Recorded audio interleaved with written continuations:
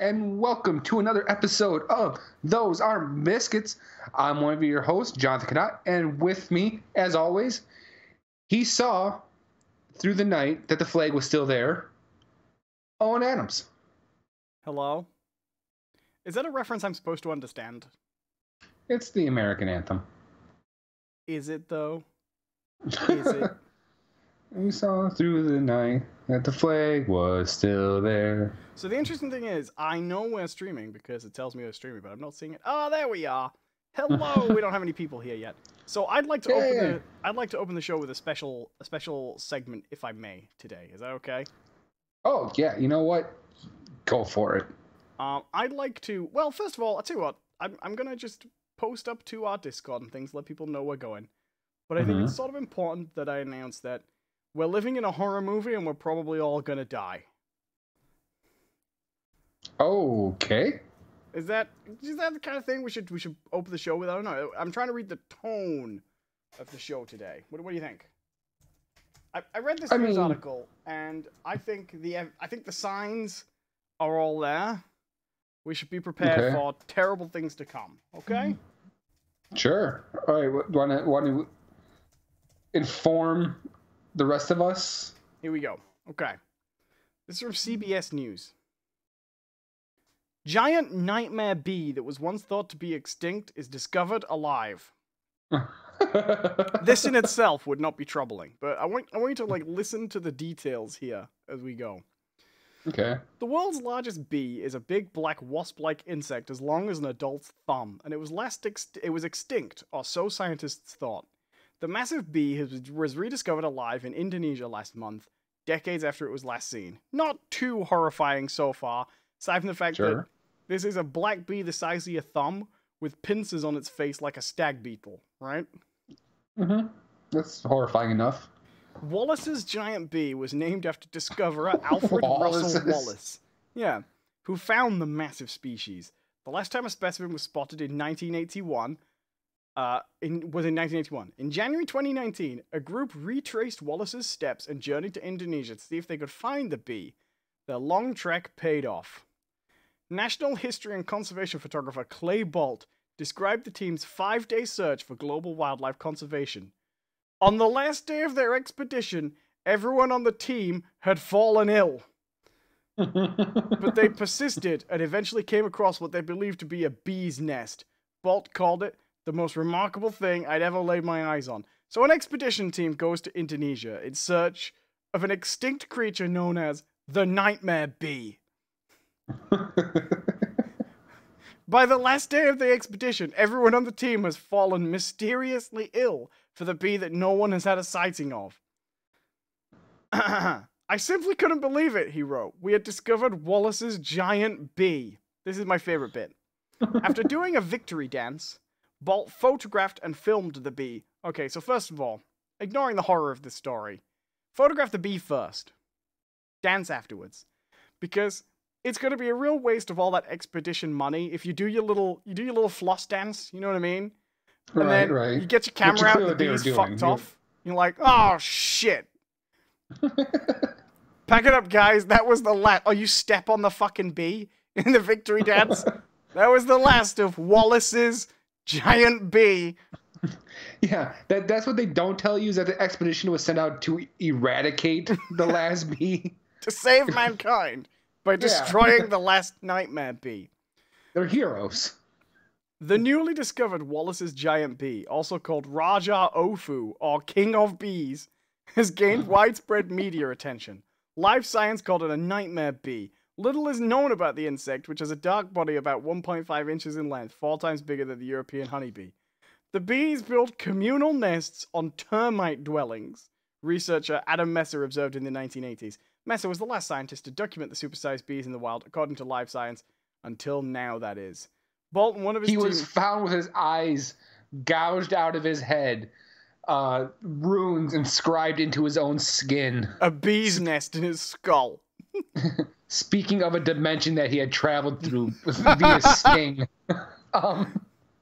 Bolt and one of his teammates, entomologist Eli Wyman, returned to the US after making the discovery and hoped to work with researchers and conservation groups in Indonesia to ensure protection for the giant bee, Bolt wrote. So, this expedition goes away, falls mysteriously ill, rediscovers this long extinct mysterious bee, and comes back trying to spread protection for the bee?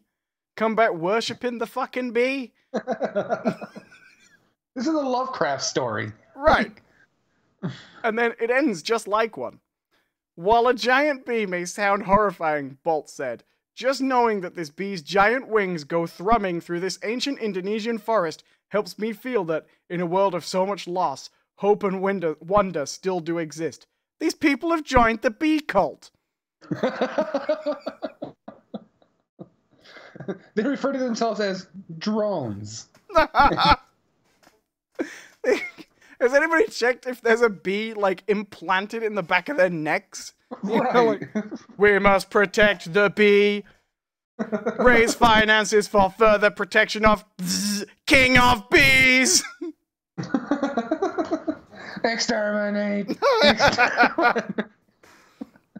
So, could you tell us how we could kind of get to the nests? You know, see if we could find some of these Wallace's bees. Travel northeast until team members fall mysteriously ill. Do not check bodies. The sleeper in Riley lays buzzing. Okay, I'm all in favor of conservation, but can we not start trying to conserve the great old ones, please? Some just said, and then they ate the nightmare honey.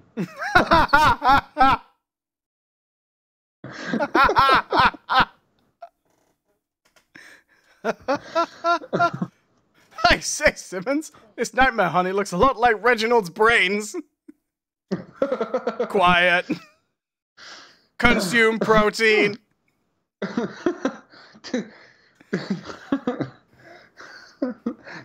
This honey tastes delicious on toast. What do you think, Christopher? Yeah.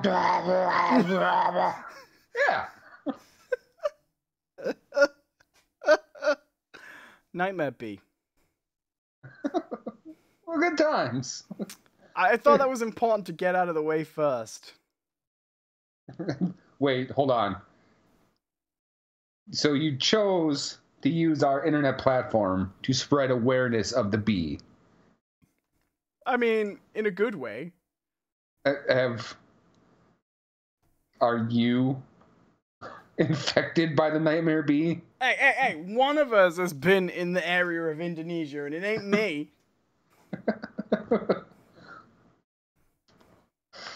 I've been playing the long con.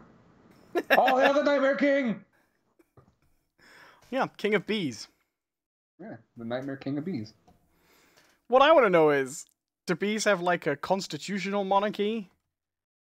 Or is it more like a divine right of bees situation? I think it's definitely like a chosen one sort of thing. And they've been anointed as king of bees by the God Emperor Wallace. By the God Emperor Wallace.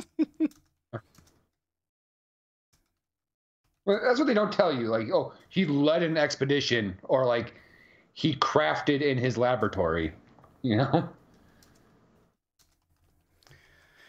Well, hello, Loose Corner. Welcome. There's a distinct lack of information about Wallace's expedition, I think. Right.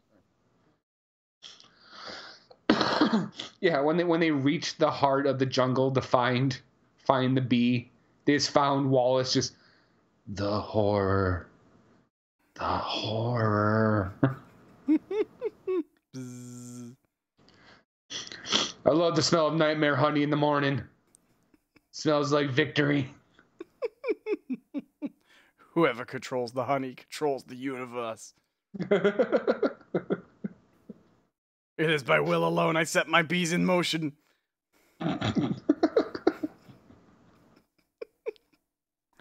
Yeah, there you go. That was the story of the nightmare bees. One day we'll be seen as being aware of the oncoming fear that would surmount us. So in terms of science, I actually wanted to bring this up too because it got mentioned a little bit in the morning during Owen's Subnautica stream. There was a little conversation going that I think might have slipped past Owen while he was playing. Oh yeah. But we were talking about the Mars Curiosity rover. Oh yeah. Yeah. And have you heard about this like how it all ended? Right? Oh yeah, like tweeted a sad message. Right. So what basically happened is, I read up a little bit more on this, is it didn't exactly say this verbatim, right? But if you translate the messages, this is basically what it says. It says, the last message it sends is, my batteries are running out. It's getting dark. Right? Right. Sad, right? But I mean, in reality, what it's doing is it was sending an update saying, hey, yeah, my batteries are running low. And the current time on Mars is night, right? Right. That's basically saying. Now, I'm going to look this up again. But what's really sad is what they send back, right? I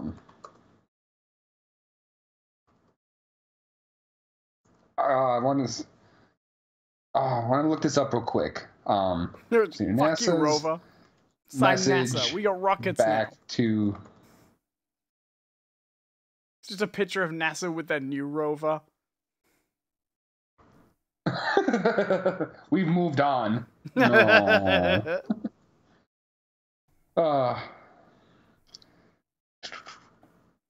Because I remember reading about this real quickly, but I think they sent like a really sad song back to it. Why? I don't know.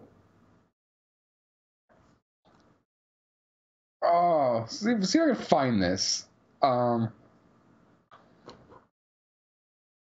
This is great podcast material. What's that? This is making great podcast material. No, but hey. Hello to Brettborn04. How you doing? Hello to Blage. How you doing? Sinister Minister says a bugle playing taps. Is that what it was? Oh, I hope not.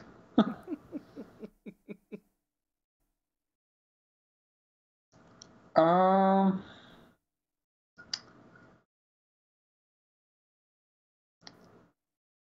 don't know. Maybe I got this wrong. Like they're talking about like happy birthday.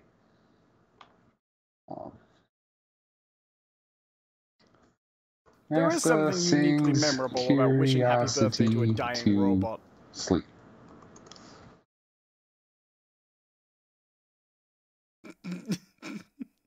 Hello, everybody. You're watching the latest episode of John Googles. Sorry. So how have you been, John? Oh, here we go. Okay. See here. Pretty moves. NASA sings Requiem to Rover and looks ahead. Let's see what this says. Today's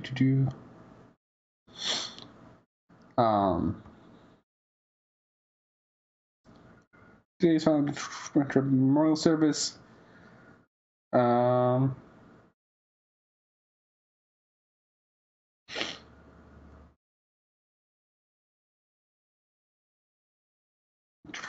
God damn it, I hate when they bury the lead, where it's like, oh yeah, this is what we did, and then you have to like read 100 pages in.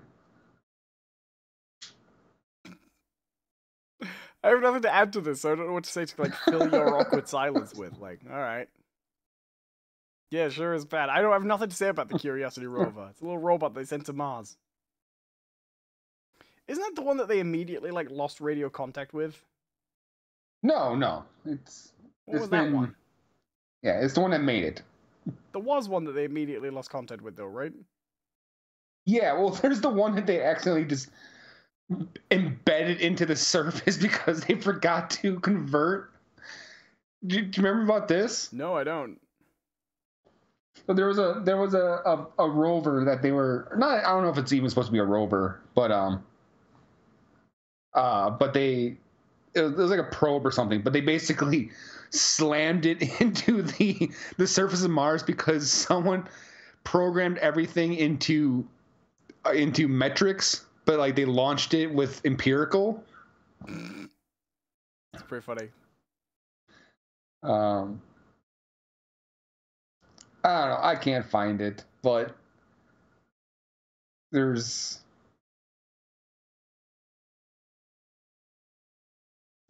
Oh well. Moving on. It was oh no, it wasn't Sojourner. Sojourner was the one that lost communication really, really early on. Yeah. If anyone in the chat can find this for us, let us know. Because I remember it was just a really quick thing I heard. Maybe it was even like a radio thing. Like I was listening to the radio and they just mentioned it, like in like a little news bit.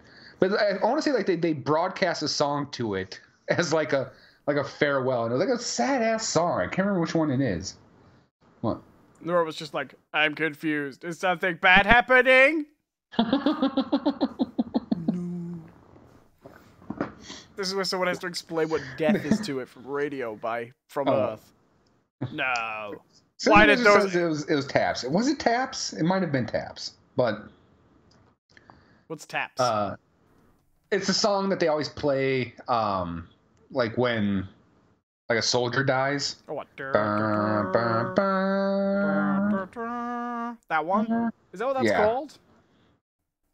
What's that? Is that what that's called? Taps, yeah. Why is it called Taps? I don't know. Hello, Dead Roach, who says, I'm craving biscuits now. Well, guess what? Those aren't biscuits. The tune is also known as Butterfield's Lullaby, or by the first line of the lyric, Day is Done. Yeah, okay, so you know that song Butterfield's Lullaby or Day is Done? What should we call it? I don't know, Taps? Taps. But yes, please, someone in the chat, find this for us. I really want to know if this is real or not. Because if it is real, there's some grim stuff going on at NASA. Do you remember when everyone was really up in arms over the idea that, well, I say up in arms, but really obsessed with the idea that they'd used a rover to draw a penis on the surface? It was actually, they just made it turn around. Everyone was like, they did it! Scientists were like, you know how expensive it is to send these messages? Tee-hee! That would be ridiculous. We wouldn't do that. It'd be a waste of resources and government money. Tee-hee! Like, come on. I'd respect you more if you had.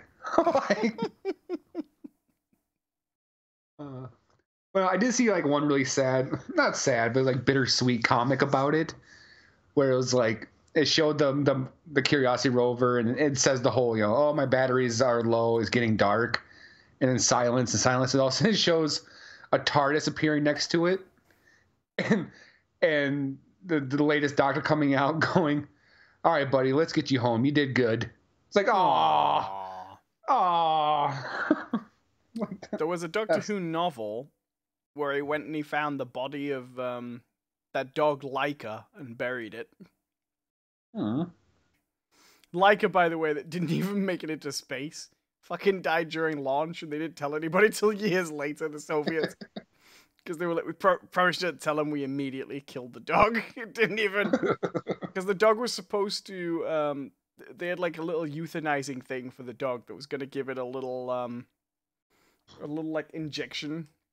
It didn't get that far. It fucking died on exit from the atmosphere. It's rough. Oh, it's terrible. I didn't mean to make that joke, but as soon as it came out, I'm like, so other than looking up horrible devil bees, what you been up to lately? I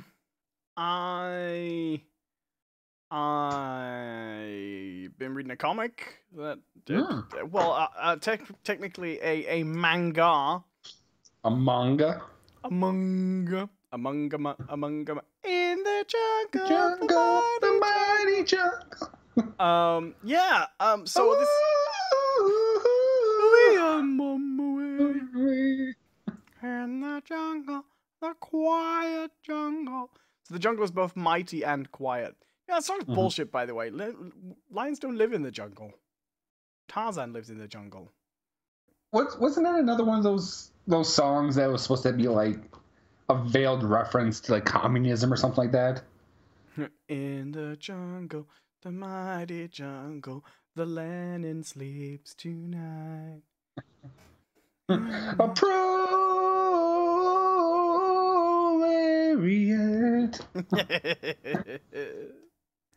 I was reading this article about Soviet era jokes.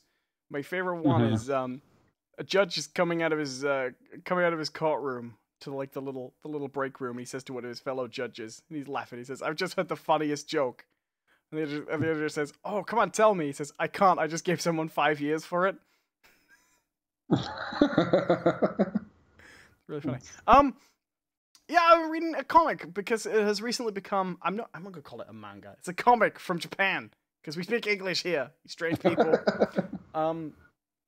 Yeah, because it has recently become a televisual show. And anime, as they call it. I know the words. I've only ever seen these words written down. What you talking about? I recently got an anime adaptation. I've been reading My Hero Academia because I normally read like horrific, weird horror manga, and I thought it would be nice to read something that wouldn't just make me sad for like 6 months. It's actually really good. It's pretty good. I'm quite enjoying it. I'm not very far in yet, but it's really interesting. It's about a world. It's sort of like what if the mutants in X-Men became like the majority of people in the world. So it's set in a world where 80% of people are born with a superpower called a quirk.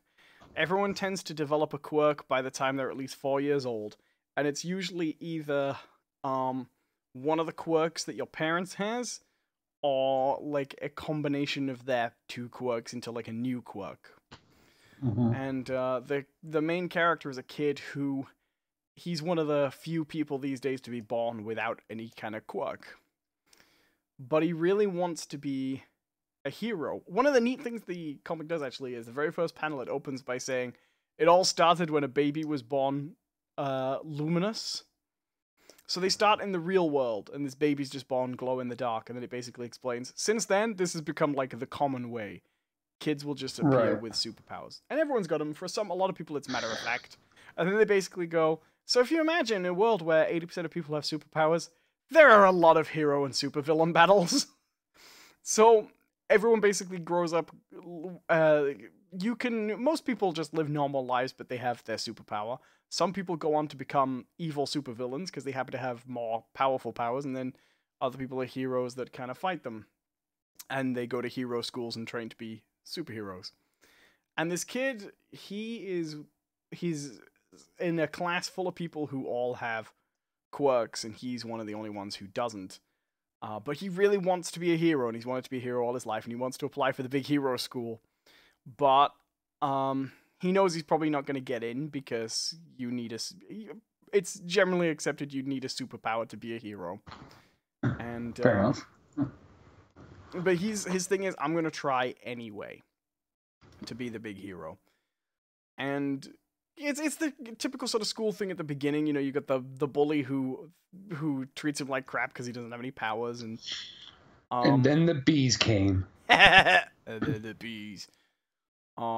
But one day he's walking home from school, and this rampaging monster starts attacking everything. And it's a guy with a quirk that's like he's a bit like Parasite. You know, he's like a liquidy guy who steals people's strength. Which is the best power to have, by the way. Yeah, it's pretty useful.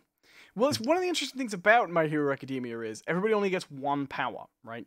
Pretty much. You really only get one quirk, and that's how that plays off against each other is interesting. And the powers are really interesting and really unusual. Like, there's a real emphasis on strange and different powers.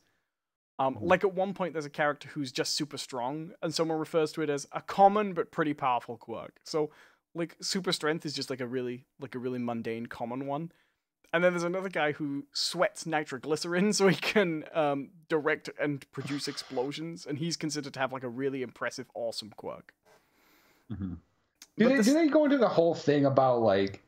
I thought it was kind of clever the first couple times I heard about this, but like it's become one of those things that now just annoys me. But it's the whole thing like, well, you know, no one can have just one superpower because Like if the Flash really ran that fast, he would incinerate himself with friction. No, well, okay, there's a little element of that, but it's more.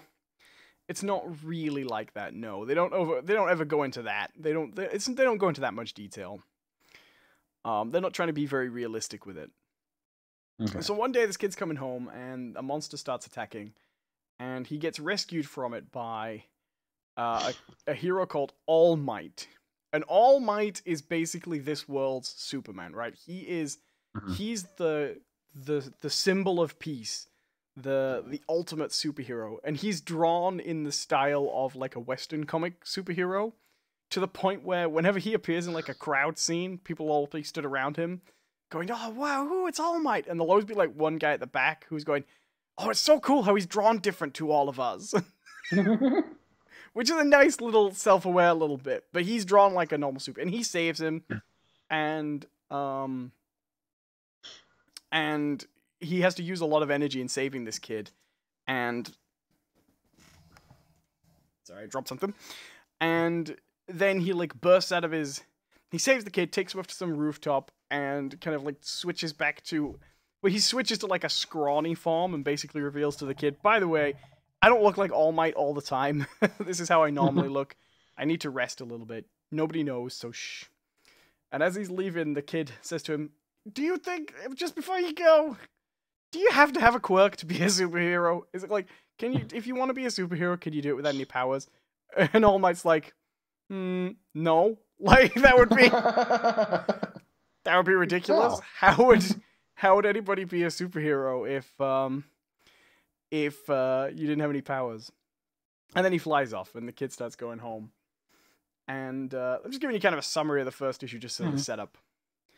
And then this monster starts attacking his bully. The monster continues its rampage, and All Might isn't able to save the day because he's still like recovering. He's still in his other form. But because everyone else in the crowd has heard that All Might's fighting this creature, nobody's like doing anything because they're all like, "Oh, All Might's here? He'll take care of it." But the kid knows that All Might basically isn't able to help. So he runs in, all powerless. He runs in and he throws his school bag at the villain. And All Might's like, "Oh wow, the kid, even though he didn't have any superpowers, he did the right thing. He did the hero thing." So he takes him aside and he says, "By the way, everybody thinks my quirk is super strength, but it's not. I have a quirk called One for All," because all the quirks have names, basically. Sort of. A lot of the ones. The rare ones have names. And he says, the way it works is, it's transferable. You can transfer it from person to person. And it takes the strength from each person, passes it on to the next, and becomes stronger and stronger and stronger with every person it pans onto. And I'm giving it to you. There you go. Have fun. And he becomes his mentor, and then he goes away to the Hero Academia school. And essentially what it's about is, on the surface, it's about a group of kids who are all superhero students at a superhero school, right? Right. But it's also about this kid who has grown up with no powers, suddenly having to deal with powers, and how that changes how you relate to being a superhero and how you relate to, like, inherited power, if you know what I mean? So, the bully wants to be the greatest hero in the world, treats everybody else like crap, and he's clearly, like, on the supervillain path, right? Because he was born with this fantastic quirk that everybody thinks is a wonderful quirk, and believing that this makes him special because of it. And he can't handle the fact that this other kid could suddenly have powers because he's earned them. And then the kid who suddenly finds he's inherited a ton of power, he's earned a ton of power that he didn't grow up with, is having to process all this ability that he's never had to deal with before and doesn't quite know how to handle it. And then there's another character, for example, who's like the Japanese cliche of like the honorable, smart kid who wants to just do the right thing and be humble. And he comes from a family of modest, honorable superheroes, you know, like almost like the Japanese family business type thing. And it's actually really interesting from that. One thing they do play with is they don't generally play with the thing of like, oh, like you were saying, everybody's going to have the power to survive their powers. But there is a thing where the power of All Might is so huge The first time he uses it on his entrance exam, it basically just wrecks his body. It like breaks every bone in his body. It has to go and get healed. And then and All Might's always trying to train him to regulate it, but he can't quite get the hang of regulating it. And then later on, he's got to do a series of trials, but the person who finishes last is gonna get expelled. So he knows he has to use his quirk at some point to do some destructive damage. But if he screws his body up again, he'll be out for the rest of the trials. So because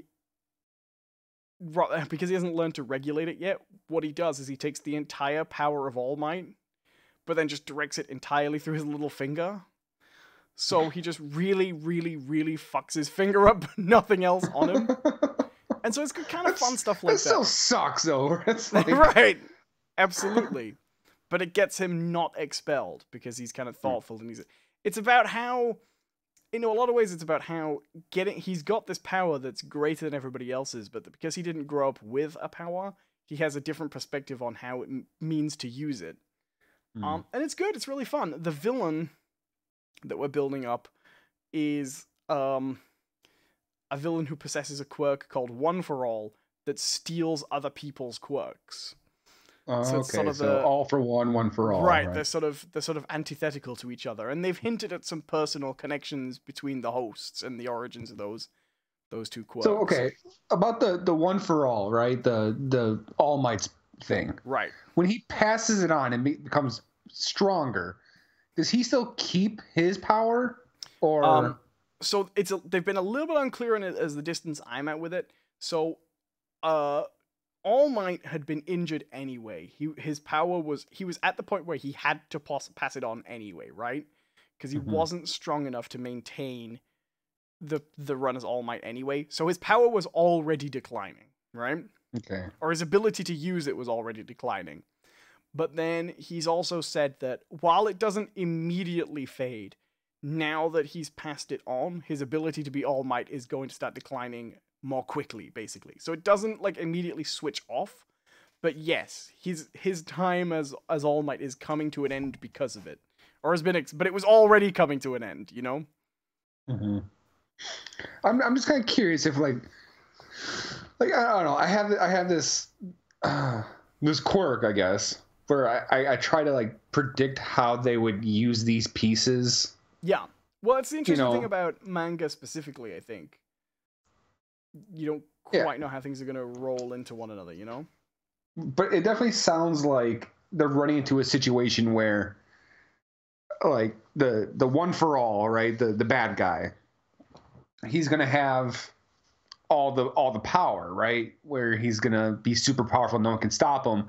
But the only way you could do it is if they willingly keep passing the all for one power onto someone else. Like, they just... It depends, I think, very much on what kind of manga this is going to be. Is it going to be the kind where that's been pre-planned and thought of? Or is it more of a make it up as you go along kind of thing? Do you know what I mean? Right. It's going to come down to because that would, I think, be where you would go with it. That's what I would be thinking, you know? Or it turns out something about All Might, or the fact that the kid wasn't born with a quirk, means that he responds differently to One for All. Yeah, it's interesting. Or, you're also running the whole thing where if the one guy's power is he steals everyone's power, what happens when he steals the power that gets increased if it's given, right? Right. Like, and it has to be given. Right. Yeah. It's interesting. I think you might enjoy it because it's a manga and it's very Japanese, but it's also commentary on superhero comics, you know? They do interesting stuff with it. There is a show as well. I haven't seen the show yet. The reason I ended up reading it was I was gonna watch the show, but I can't get a hold of the show, but I could get a hold of the comics, so because they're on Comixology. Right. But, yeah, it's good. I really recommend it for people who are interested in that kind of thing. I don't know how good the show is, but if you like to read manga, that's good. I will just say for Comixology, stop letting manga people do that fixed formatting bullshit. Don't do that. Just stop letting them do it. Just remove that option from them. I don't care. They keep screwing up the formatting in a way nobody could possibly want it. Stop it. How so? Okay. So I don't mind if mangas are still formatted so that they're read right to left. That doesn't bother me because I think you adjust. I do disagree with the people who say it preserves closer to the original artist's intention, because I don't think a mirror flip destroys artist's intention. I just don't. I think actually the artist's intention, even if the artist doesn't realize this, was that you would read it in a direction that's congruous with the way you've read your entire life. Right. But that doesn't bother me. But what they do, and I've seen this on a few mangas on Comixology, it's only available to mangas because when you get a book that's got it, Comixology says, this book uses fixed format, an option that is chosen by some manga publishers so you can't use this, and you can't use guided view with it. And that's fine, I don't care. If you don't want to use guided view, great. But what it does is it doesn't just use right to left, it uses all double paging. So I think maybe mangas are always printed so that they're always even paged, if that makes sense. I could be wrong. Yeah, that makes sense. So that they're always printed so they're double spreaded, right? Maybe. I don't know. But even in books that are predominantly single paged, it's always double spread. Always double spread. So you can't look at an individual page. What that means is, if you're trying to read a manga on any device, unless it's a huge tablet, I can't hold my tablet, which is about the right proportion for a single page of this manga, upright and have a page fill the full page. Because if I hold it that way, it shrinks to like a third of the thing. I have to side it and get it so 2 pages fill the full screen, and then it's much smaller, so it's harder to read. And it just irritates me. I can understand preserving it so you read it right to left. That's fine, because that's a choice. I get why you do it. I don't understand preserving it so you can't look at a single page at a time. At all. I don't get that even a little bit. Yeah, it does seem like a kind of like pretentious standpoint, you know? Right. You know, I bought it. I paid my £3.50 for volume 1. You will read it how I want you to read it. Yeah, let me read it how I want it. No, you will read it how we want you to read it. Right. It really irritates me. You know what really irritates me? People who want to read the stuff that they buy the way they want to read it. Yeah. Yeah. You don't think of that, do you, Mr. Reader? Do you ever feel bad when you're reading because sometimes if I'm reading a comic and I mostly just want to catch up with the plot, like I just want to, sometimes I'll read comics and I just want to get the story through a little bit. I'm not in the mood to be like, oh yeah, the art, you know? Right. I'll just guided view it on my phone, but then I feel guilty. I've actually gotten pretty good at it because I still use the Marvel Unlimited app, which is still great, by the way. I've been reading through the Spider-Gwen stuff. Uh-huh. And that's fun. That's a fun comic. Yeah, I've heard it's pretty good. Have you seen Spider-Verse yet? I haven't. I have to wait now till it's going to be out on home release soon. Cool. Then we can talk about it on the show, you chump. But I've been reading through that, and I've gotten actually pretty good at going through pages through guided view and then double tapping to bring up the full page so I can then look at it again. And even on my phone, I can still okay, well, this is maybe it's not as great of a display of the art as it could be, but I gets the point across.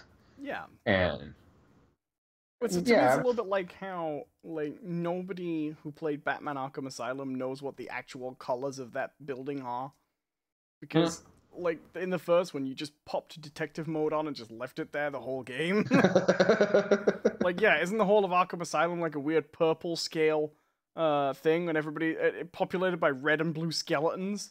What, it doesn't look like that? Oh, really changes. Right. Really changed my my thing. Right. Batman and the Hospital of Skeletons isn't one of the most popular graphic novels and inspiration for the game. No. Batman's Skeleton Hospital. There's a book I would read. But you don't get any Bat Dong then. I don't care. You get skeleton dong. Skeleton Dong.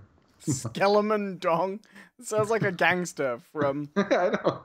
from a 1980s like Like Dick Tracy. bad You know? Scarface knockoff. You got Hammerhead, you got Eraser, you got Blockhead, and then Solomon Dong.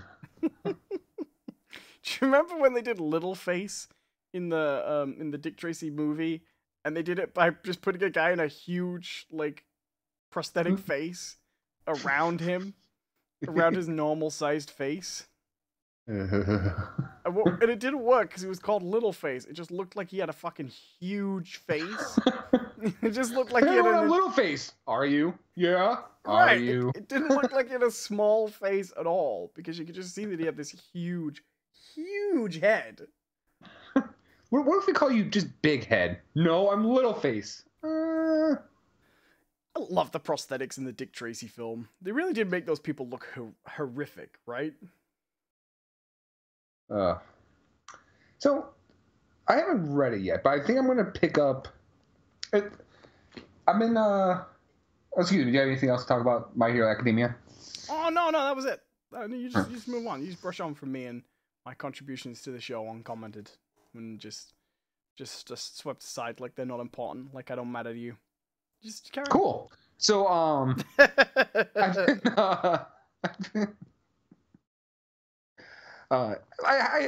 have actually seen bits of the show, like little clips here and there. It looks fun. I was only kidding. It's fine. Feel free. Oh, no, I just for me, manga and anime has such a high barrier of entry for me. I just don't know where to start, right?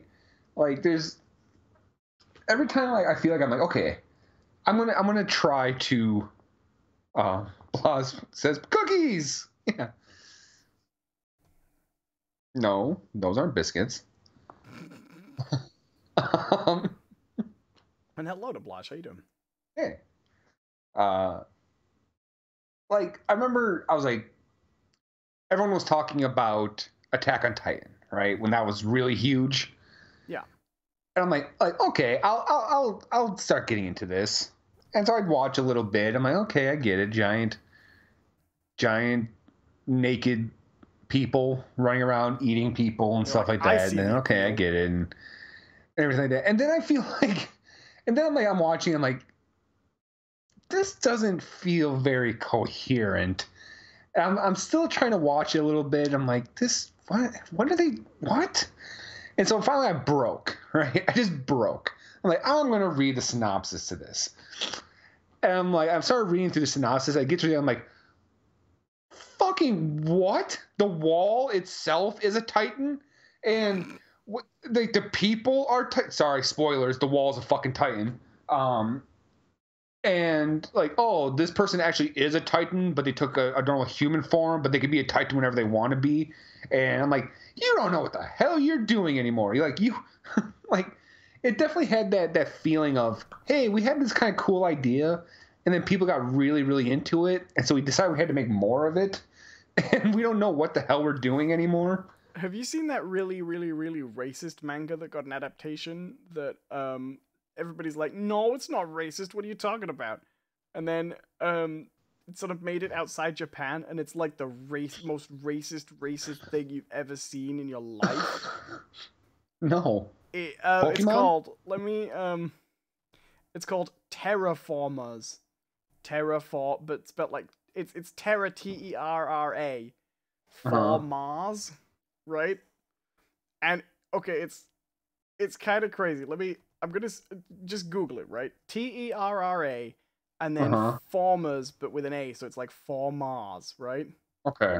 And then look at the villains in this anime. Hold on. All right, so search for Terraformers racist. You'll get a good idea. Oh no.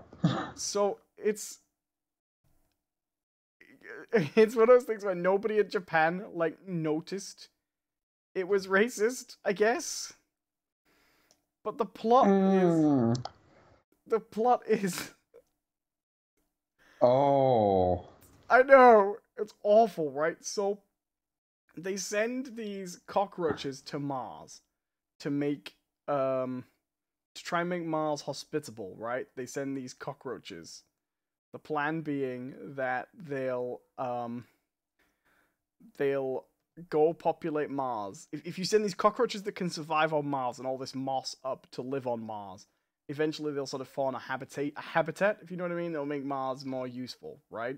When they get to Mars, it turns out the cockroaches have evolved into, I'm sorry, they're black people. Yeah. Yeah, it's incredibly racist. But they have all the traits of cockroaches, and they hate people instinctively, and they want to fight them, right? Now you might go, okay, maybe they just tried to draw cockroaches and they just accidentally came out like black caricatures because they were trying to draw human cockroaches, I guess. But like, there's loads of characters in it called like Adolf, and it's not good. It's like one of the most gross things I have ever seen. And yet in Japan it's huge. It's hugely successful. But I guess it's one of those things where like they have not had that conversation there because they don't have a lot of ethnic diversity at all. Right. It's a real rough thing. Like over here, like I guess like in the US, and I'm assuming like in the UK as well. Like, not that this is a bad thing. This is actually probably a good thing, right? But we're living in an age where people are kind of hyper aware of racial things, right? And then, like I said, I think that's probably a good thing. People need to be a little bit more conscious about race and just all that stuff, right? But I guess like in certain, it's hard to think that there's certain areas where just all like they're like, what? There's race problems? What? Like the idea that there's just some areas in the world, even as like advanced as like China or Japan, or not China, but Japan, and they're just like, huh? There's a problem? Look at my black people cockroaches comic I drew. Right. Well, it's like the one I always think about. There's a really funny, not funny. This is actually, it's funny for the misinterpretation, right? Of it's funny like how this happened, right? So there's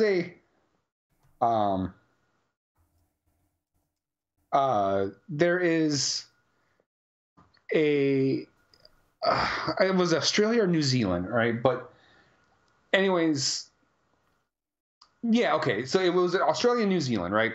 And the advertisement was for a chicken company, right? I think it actually might have been KFC, right? But the ones making the ad were all from Australia and New Zealand, right? And what they were doing, they were at this soccer match, or maybe it was a rugby match or whatever. But it was two teams, the Australian team and the New Zealand team. And what they did was they basically said that, basically everyone who are fans of this certain New Zealand team were all generally Aboriginal, because they're like, the team was all Aboriginals, for that. Mm-hmm. So all the fans in the stand are black or people of color, right? And it shows this one guy from Australia, this white guy, who finds out that he got the wrong ticket, right? So he's standing in the other side of the stadium. So he's the one white guy surrounded by all these people of color. And his brilliant idea to try to make everyone like him is that he orders a bunch of fried chicken. Oh no. And they deliver the fried chicken, and everyone's like, yay! Everyone's like super happy, right? So this white guy gets a bunch of chicken, and everyone likes him, all these people of color. And everyone in the U.S. is like, what are you doing? Like, no, you can't make this ad. And everyone over there is like, what? What do you mean? What do you mean like this is a stereotype for black people? Everyone loves fucking fried chicken. It's like, yes! Like, it's true. Everyone likes fried chicken, but like this is really bad. And everyone over there is just like, nah. Like it's like everyone just likes fucking fried chicken. Like, okay. Well, I have to say, like, we don't have that stereotype here too. That's a stereotype that we pick up from the U.S., right? Right. Because that's like, I get it. I'm aware of the stereotype, but like, no one here would be like, "Oh yeah, black people sure do like their fried chicken," because that is a weird thing to say. Oh, black people, they sure do like their delicious food. Right.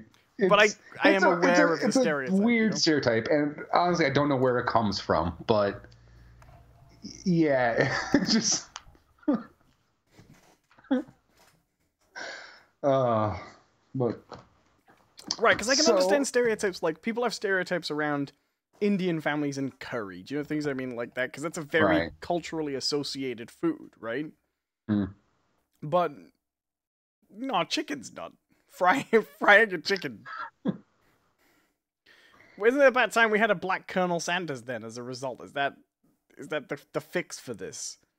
Oh, they've had it. Well, racists.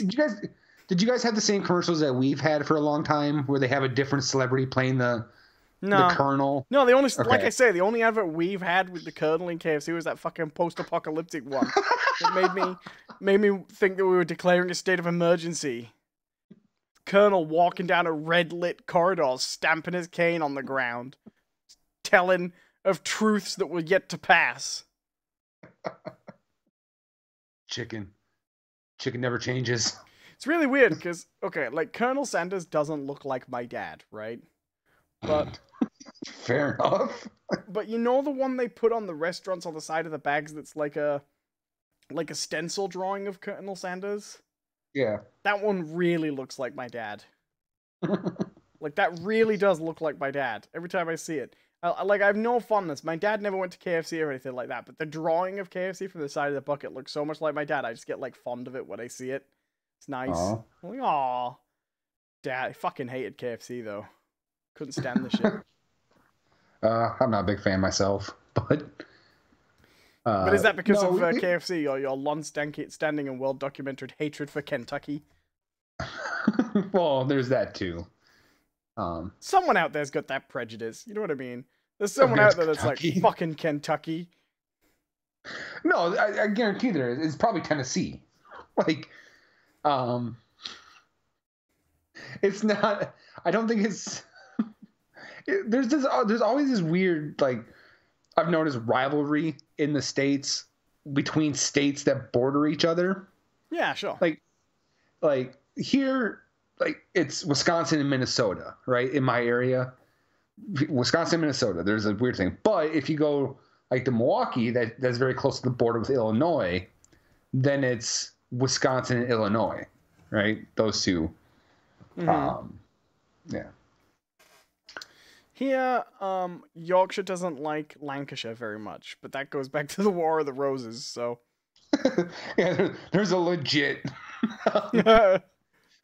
there's a good chance that person's ancestor killed your ancestor, you know? Right, and stole the crown. Right.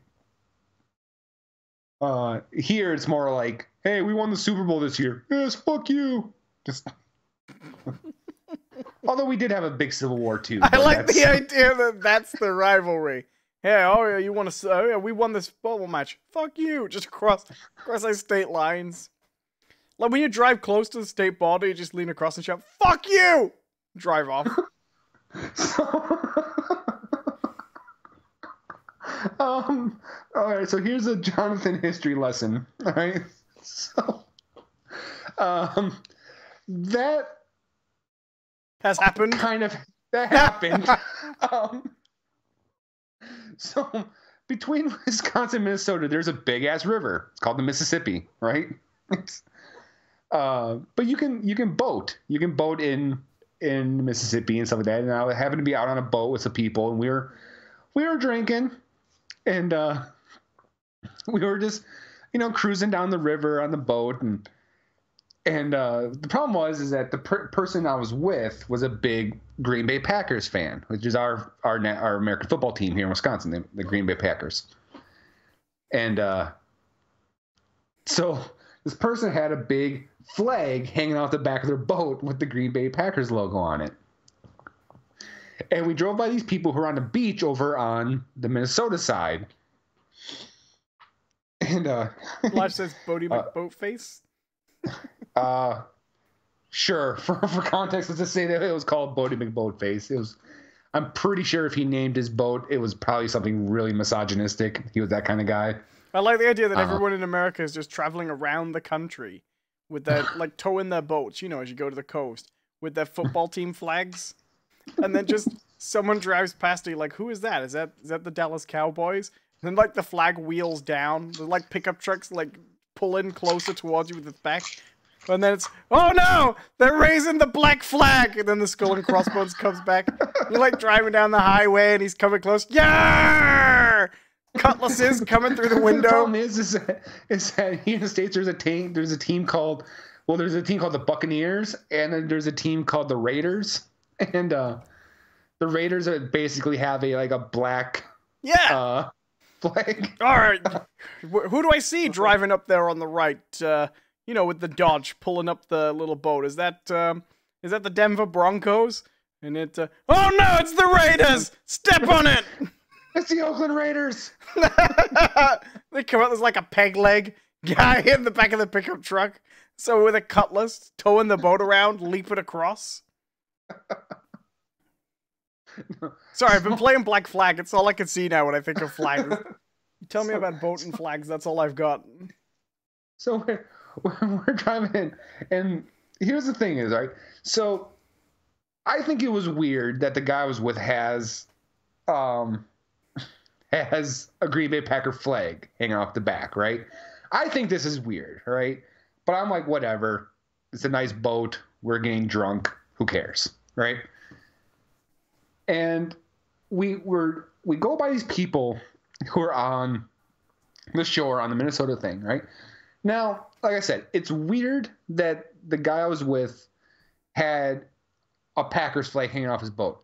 What was even weirder, right, is that the people on the Minnesota shore, right, were having just a little cookout, had brought a Vikings flag with them that they had but they also brought a longboat into the sand, right? So they brought a flag and a flag pole and an anchor to keep it upright, right? To their little beach grill out. That's weird, right? That's really weird. Was the grill floating out to sea when they were firing arrows upon it? No, there's just like a lot of horn blowing. Giving that pig a Viking funeral. 30 rashers of bacon and 5 sausages go down like in flames. How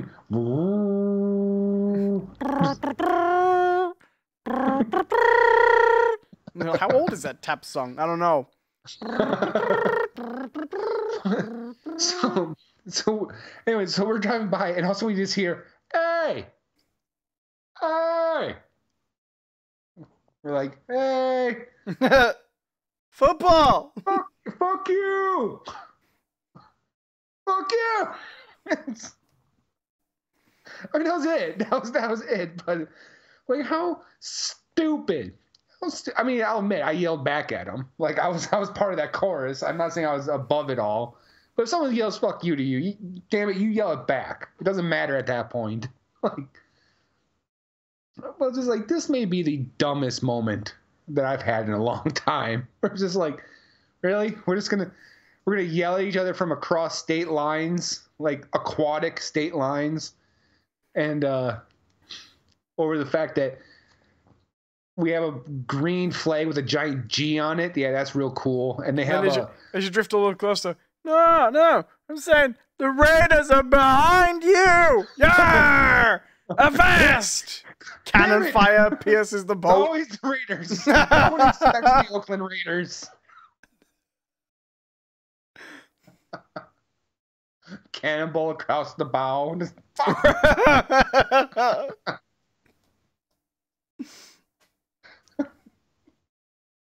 Chain shot goes across. This isn't a sailboat. I mean, to be fair, Raiders fans are a scary group of people. Like, Yeah, I was always more a fan of Temple of Doom. Ha ha! Different kind of Raiders. We evolved. It was a changing joke. So I want you to Google image search. Let's see here. Yeah, just Google search Oakland Raiders fans and to see what these people dress up like, right?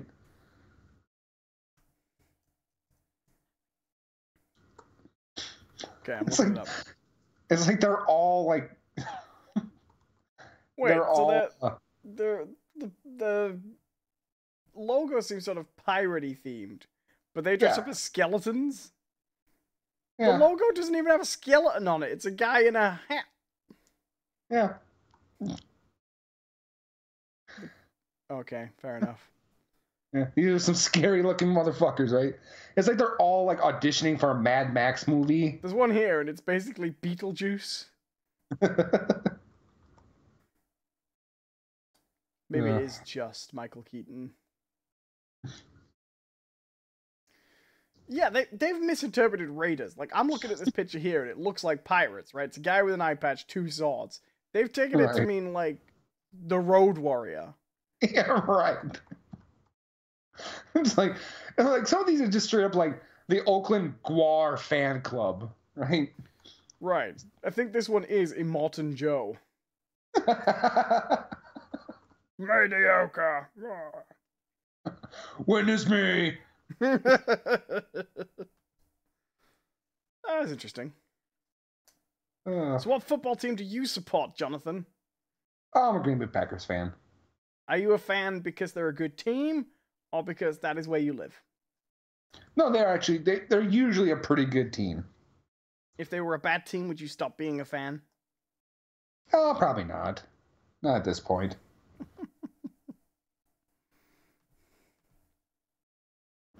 I mean, like, the thing is, I don't take my fandom of anything, like, very seriously. You'd have painted yourself green and, like, danced up and down in the stands. I have not. I don't know what color the Green Bay Packers are, but they have a green flag, so. It's green and gold. Oh. What, the color of sepsis?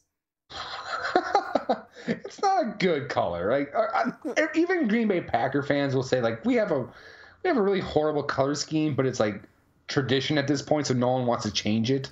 Right, and if one of the players gets an infected wound, none of the dodgy like bookies know. I like the idea that you can't differentiate like skin color from shirt color. Like, if you were wearing a flesh colored shirt, I'd still be able to tell it's a shirt. Like, oh, can you not? And the Green Bay Packers have had you fooled for all this time. Yeah, it's weird. After every season, the entire roster dies. They don't even wear helmets. It's just one giant pustule on the back of the head. No, the Gangrene Bay Packers.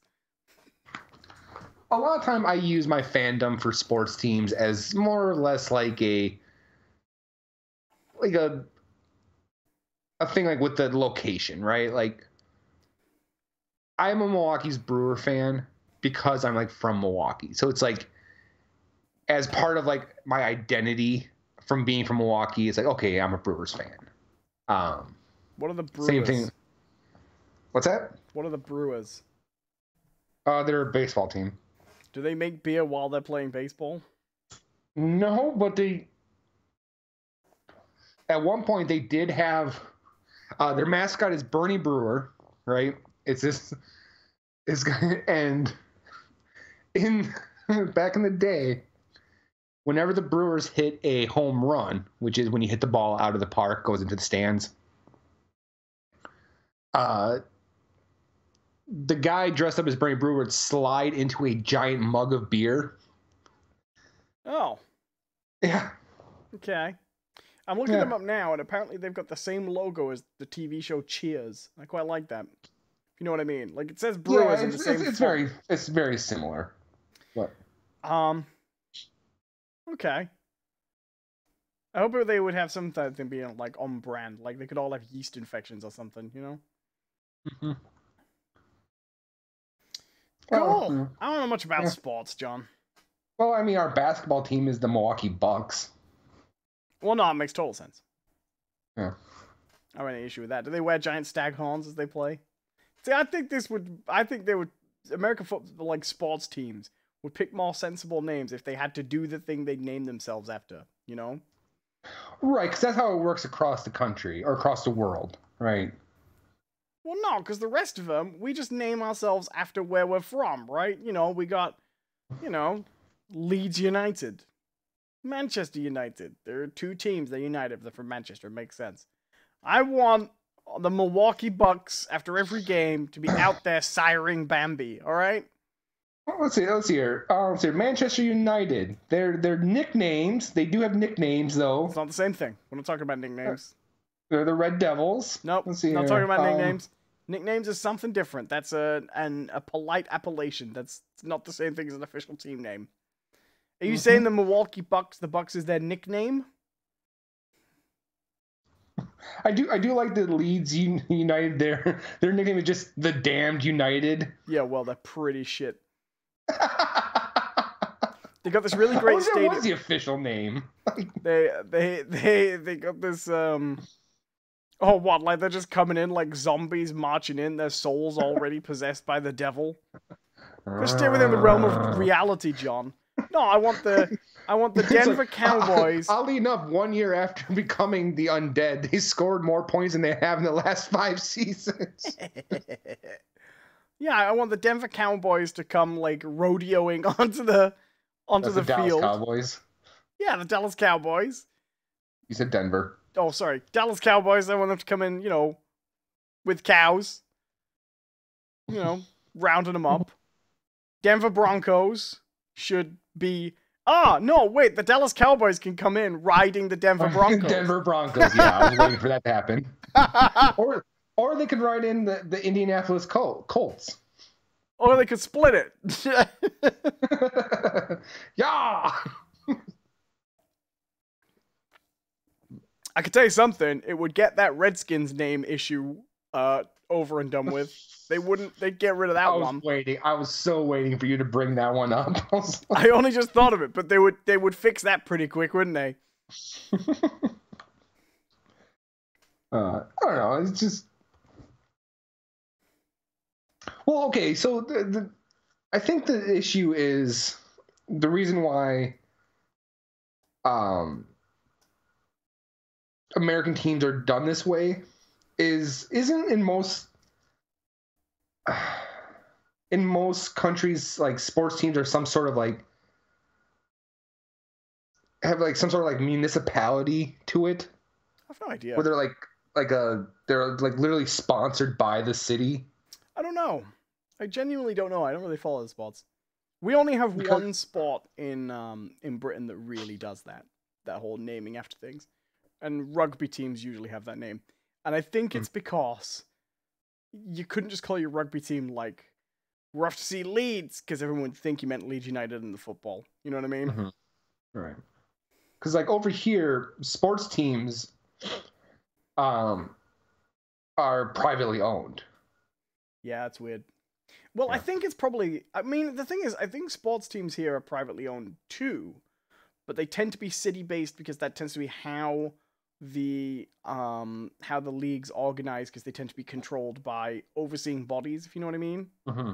Like, I don't know how it is with stuff like American football, but like football is a game that is owned by a private organization that runs football. Yeah, same here. The NFL. Do they own the rules? Yep. It's interesting, isn't it? I find that kind of weird. Mm-hmm. Well, okay, they don't own the rules to the game, but they own their version of the game, I should say. So they'll have... I mean, no, it's more like a brand, right? So right. Yeah. Well, it's not like that. Yeah. In Britain, the game of football is owned by... I mean, it's owned now by FIFA, but for a long time it was owned by whoever invented it, basically, and organized the league and stuff. And it's the same with rugby, right? That's why there's two versions of rugby, right? There's one called Rugby League, and there's one called Rugby Union. And the reason for that is there was one rugby organization. I think it was divided between Protestant and Catholic, actually, and they used to play on different days of the week. And because they wanted to have a separate league, the original league wouldn't let them play their game. So I don't know which came first, Rugby League or Rugby Union, but whichever one came second is a derivative version of the game modified so that they can legally play it. Right. So like NFL here is not necessarily they own the game of American football, but they act more like a promoter. It's like, okay, you're part of the National Football League, so you can like promote yourself under our banner. Yeah, that makes sense. Right. Yeah. But then they do establish the rules of the teams playing within under their banner. Oh yeah. Yeah. But here you can't. So okay, what that means is if you were in the US, you could make your own football league and play exactly the same game. You just couldn't call it the NFL, right? Right. Here you can't make your own football league and play exactly football, soccer, as it's played in the FIFA. You can't do that. Okay. It has to be a different game. But the only one I know that's done it has been rugby. And what's really interesting is if you aren't into rugby, you might know that there's rugby league and rugby union, but to you it's just like rugby, right? But if you're a rugby person, you are either rugby league or rugby union. Nobody's into both, and the rivalry between the two is extreme. Like, they are both equally of the view that the other one is not rugby. And so is there a lot of yelling at each other from boats? So I throw egg-shaped balls at each other, like, hey, fuck you, fuck you. Rugby balls, man. Mind you, that's the American football, pretty much, isn't it? So, more or less. Yeah, there's distinct differences. Oh, sure, like rugby balls aren't usually laced, but they're a similarity. They're of a similar type. I don't want to get into it here, but there are very, very, very big differences between the sports. Like, oh, sure. Oh, no. I know rugby and American football are only superficially similar. Yeah. They are similar in that they have a largely similar ball, and you can both kick or carry the ball and pass. And that's about it. Yeah, but it goes quite a bit further. Oh, sure, but that's the only ways in which they are similar, is what I'm saying. Right. Yeah. Well, but it's like even in those contexts, they're dissimilar because like you can't just like up and kick the ball whenever you damn well please. No, absolutely, right? Absolutely, because rugby is an invader sport, and American football I don't think is an invader sport, is it? Well, yeah, it is. Because you're trying to move the ball from one end of the field to the other, but you can't use a kick to really do that. A kick in American football is one of two things. It's either an attempt to score points or to hand possession over to the other team. Sure, but invader sport, mind you, they don't really use these classifications anymore. But invader sport's a classification like wind instrument. Do you know what I mean? And I don't know. Yeah. I don't care for American football. I kind of get into it. I don't get into any sports, but I can't get into American football at all. The closest I got was Blood Bowl. It's a little rough to try to get into, and if like even I have a hard time like sitting through entire. The weird thing is I could sit through an entire baseball game, like, and that is a slow sport. Like I am 100% understanding of everyone who goes baseball's boring. I get it. I get it. For some reason, it gets me. It interests me. I love watching it. But football, like, it's really hard for me to like sit down and watch an entire game. Because like the problem with football for me, and it's the same sort of way with like soccer. I don't necessarily like games where you can get to a point, like even before like the midway point, where the game is out of reach. Right. Right. Completely agree. And football is like that. Like if at the halftime, if the Packers are up, 27-3 or some shit like that, like you kind of know. You know where the game's gonna go. Like I agree. It does. Their comebacks happen. Like don't get me wrong. There have been times when comebacks happen, but they're pretty rare. Speaking of game length, can I just say, I don't mind cricket. I've played my cricket God. and it's pleasant. But any game that lasts 3 to 6 days to play a full match, 6 hours a day, can fuck right off. Right. Like, and you have scores of like 112. right. Like you've probably never played cricket, right? I don't know. I don't imagine it's easy to get I've never played. I've watched it. The game, as it is, like as I define the game, like an hour of it is quite fun. It's, I mean, I would say it is structurally similar to baseball in that someone bowls, you hit the ball, everybody runs around to try and catch the ball, and while they're doing that, you've got to see how many runs you can get in, right? In fact, I'd say baseball and cricket are closer than football, American football and rugby, right? Yeah, I would say so. Yeah, probably. Yeah, I'll give you that. The only difference, of course, is you're not running in a big circle, you're running back and forth, and then they've got very different, like, structural subtleties of rules built up on top of it. Right. I mean, like, the difference being is, like, if you're batting, I would say, and if you're batting in cricket, it's 2 people, right? It's 2 people going back and forth. Right. In baseball, you can have at most 4 different people on those bases, and they're not going back and forth. Like, but the game is pleasant. The game is relatively the same, and the game is pleasant, right? If you're pitching or bowling, as they say, your goal is to throw the ball in the place that is legal but inconvenient for the batter, and if you're batting, the goal is to hit the ball and get some runs in. It's nice and fun. I guarantee you, after the first 2 hours, though, I would be like, nah, it's all right. I'm done with cricket for today, thank you. I think for me it's like I like sports. I am a sports fan, but I've never been an active like sports watcher. I'm much more of a passive fan. Right. So that's why like baseball works for me. Like I can put on TV a baseball game, right? Grab a beer, sit down, and I'll watch like the first 3 innings. Drink down my beer. Then I'll go up and do something. I'll leave it on and I'll listen.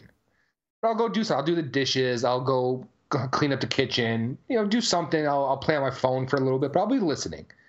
And then I'll grab another beer. I'll sit down and I'll watch another couple innings. And then, you can do that and you don't feel like you actually missed much. Right. Right? You can, like, football, on the other hand, where it's like, you do kind of have to be a little bit more engaged with it. Because,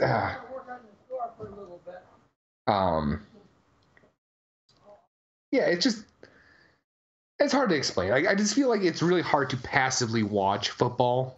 And it's tough to empathize for me because I'm basically the exact opposite. I don't know why, but sport in general just does nothing for me. Like I can appreciate other people enjoy it, but I'm not very physical, so I don't enjoy it. Like I don't play a lot of sport, but I can understand why playing some sports is fun. Like I don't play tennis.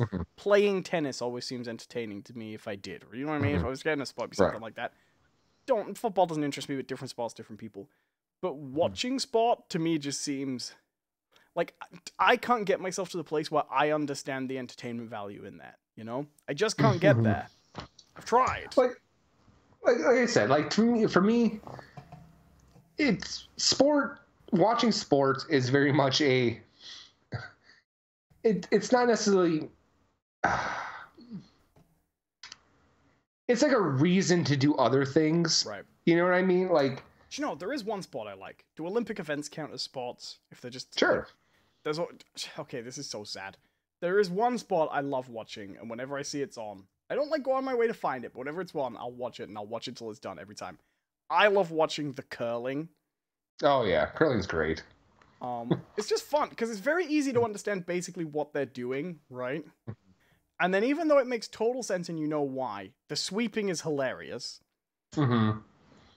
And then it's so full of moments like, oh, ooh. Like, that's what the game should be called. I love this. I love the ones who are like really into it, and like the guy who like pushes the stone. He's usually the one who like calling out the commands as well. Right. You know, and I like the ones because I thought this was everyone, but apparently it is just a handful of teams that do this. The ones who are just like, "Ah! Ah!" just losing their damn mind, just screaming at the top of their lung, left, right, slow, fast. It's like, those people make me laugh my ass. Have you ever watched the people really, really overpower it? I'm just fucking like they're breaking on the pool table. Just the ones who know they're gonna lose. Their whole goal is just to slam their stone into the other team's stone as hard as they can. Just like, fuck your stone. Just. Yeah, I love curling. It's so good.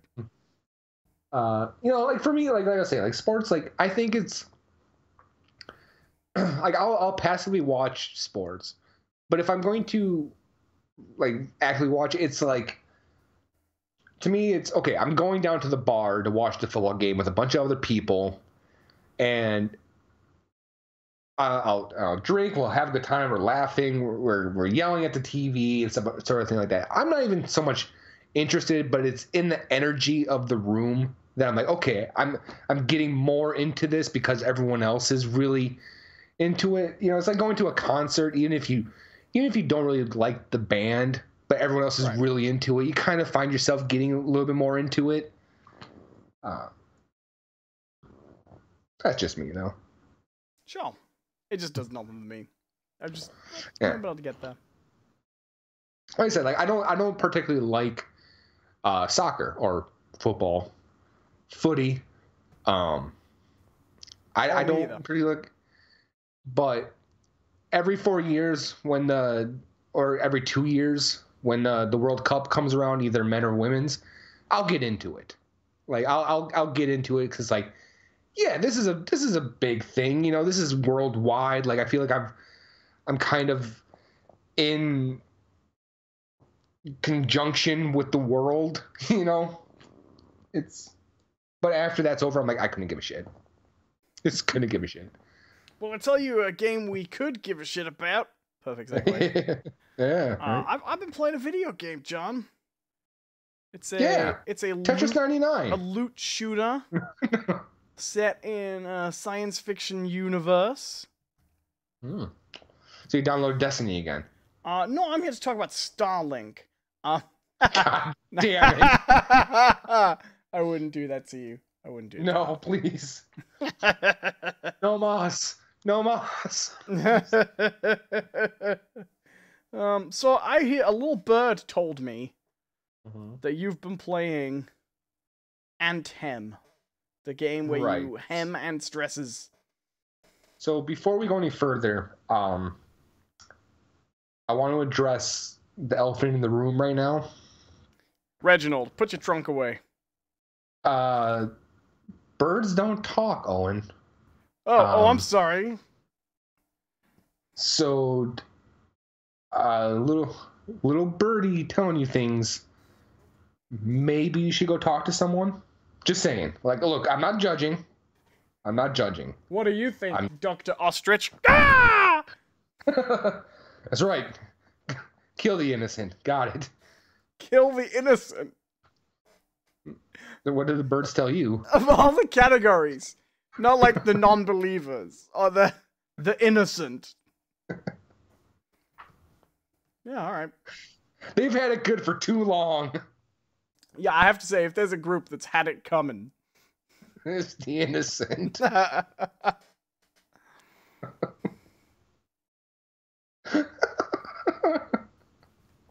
Innocent bastards. Like I hereby declare you not guilty of speeding. Walk out of the courtroom. Whoa. Fair enough. Yeah. So yeah, Anthem. Anthem. No, Anthem. Anthem. Do you want me to tell everyone about Anthem? No. I just thought we'd mention we were playing it, and then move on. Well, all right. For a little backstory, all right. Anthem is a novel written by Ayn Rand, and it focuses on a character who lives in a society where there's no concept of personal belongings or personal at all. Everyone Wouldn't it be great if that we. was the twist ending to this game? They just tied it all back to Ayn Rand. At the very ending, like, what have you discovered? I discovered a new steel. I will just say, okay, so, I'll get into it later. We're gonna get into this. I have some issues with this game, even though I like it, but we'll talk about it. But no, for real. Anthem, like Owen said, is a sci-fi shooter, loot-based shooter, but it's set in a world. Do they have a name for the world? Yeah, it's called Bastion. Bastion. Okay, yeah, you're right. World Bastion. That was apparently just littered with all these precursor technology from a race gone by. Guess what? This is a BioWare game. Allow me to describe the plot to Anthem. Mass Effect. Many centuries ago, the curtain of despair did open, and though we all recognized the Lion of Solitude, it passed through to the Abacus of Costello, where the energy that came from the portable hard drive of shame projected through the lens of prosperity, causing chaos among the soothsayers of McDonald's. It's one of those games. Don't forget the Furious Dulcimer, all right? It has a big role in this whole thing. It brought discord to the planet. And no one will ever explain any of these words further. It's one of those games. So talking about its story, you always have to strip back all of that.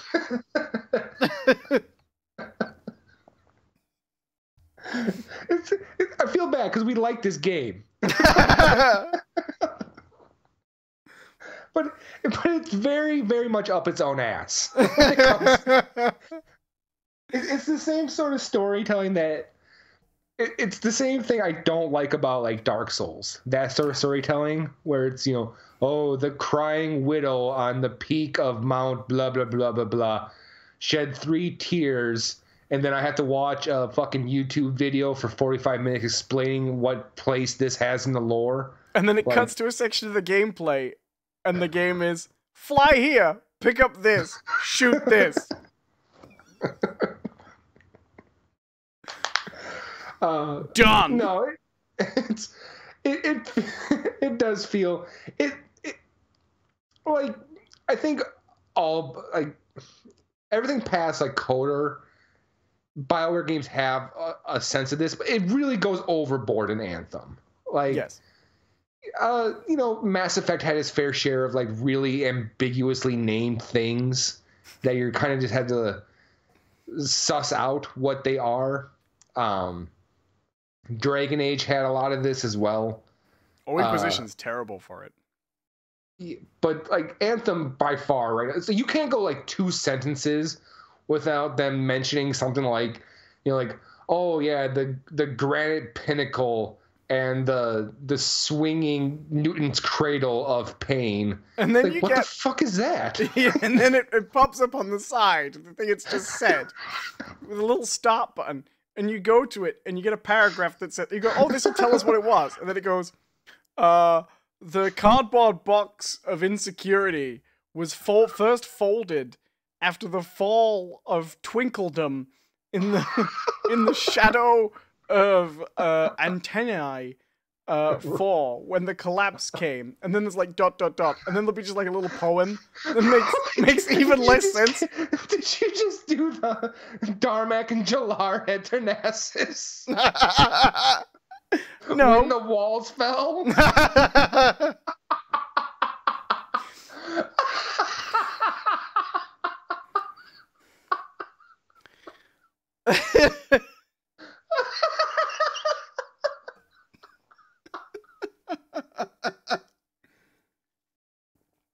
I love that episode, by the way. Oh, it's great. It's one of the best TNG episodes. Well, what I like so much about it, we will get back to it, but what I like so much about it is how insistent, like, you could tell that the alien captain is just really pissed off. He's in there, he's like, Darmak and Jalad at Tanasis when the walls fell. I won't fight you. Darmak and Jalad at Tanasis. I like that they managed to make it. Stupid motherfucker. I like that this species. I don't have the problem with a language that's so intrinsically tied to idiom for meaning. Right. But what I don't understand is A, how did the universal translator still translate those sentences into English if this language is so tied into idiom? How did it still make English out of those sentences? And B, how did they make it to space without the concept of alien races that hadn't heard these stories? Like, it's not that difficult. They shot a lot of people. Why didn't he just go, Picard, who hasn't read this book? Oh, Picard, who hasn't read this book. My name's John. This is...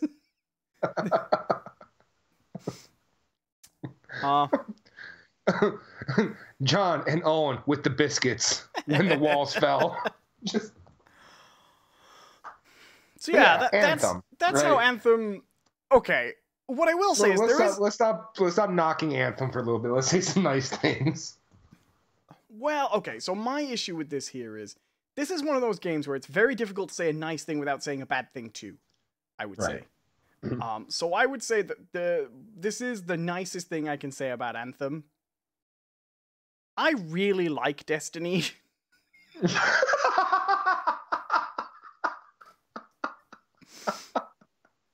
So...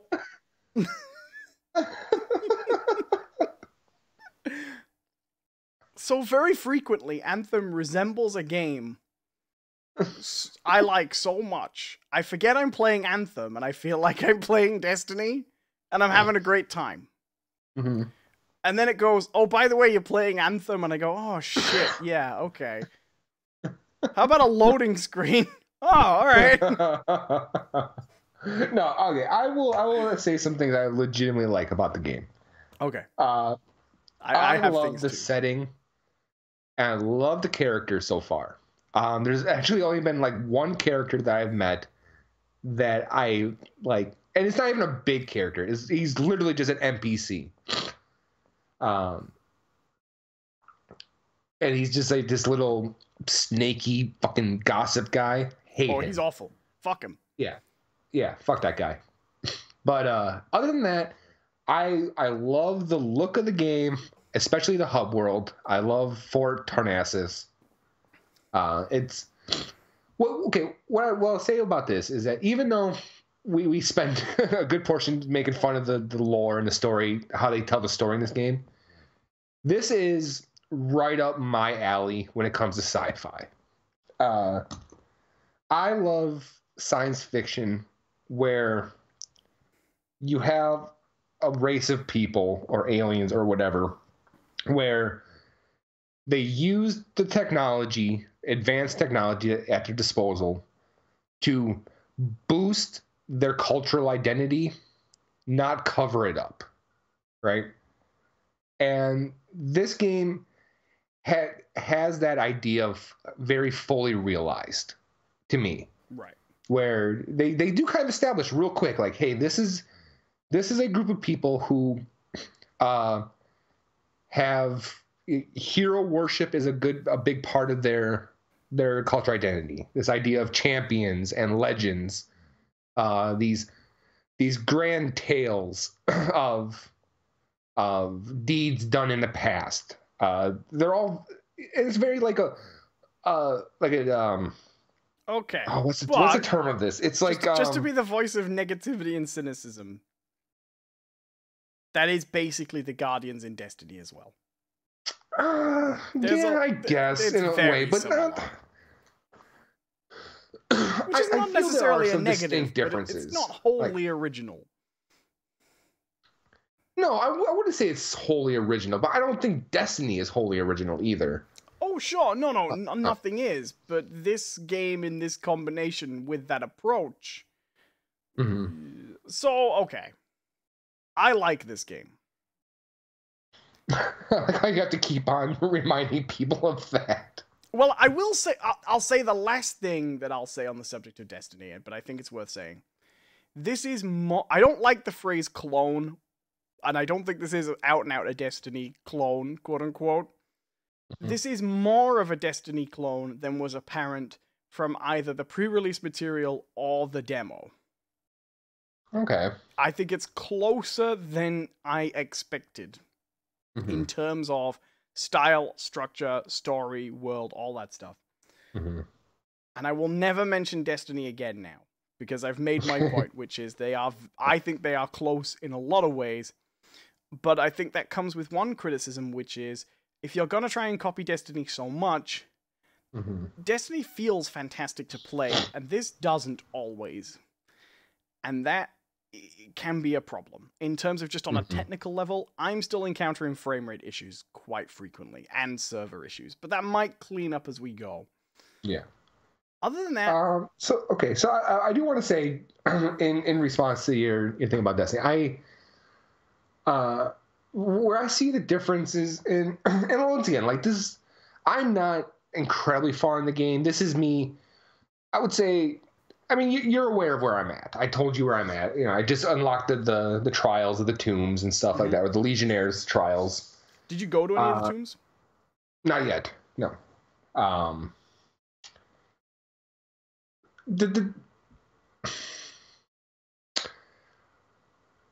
The difference I feel in the storyline, and like I said, this is going to be very much interpretation. I'm not saying that this is blatantly said in either game, right? This is my interpretation of this.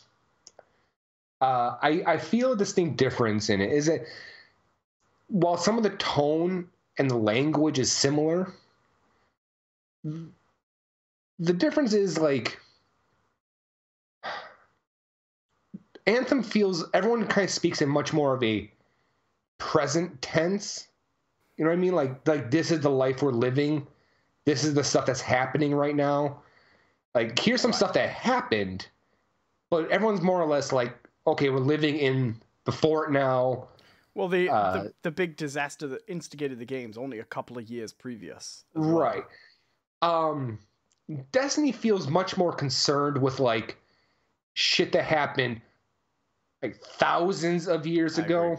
I think there's one other very significant difference too, which is in Destiny you play a random dead body.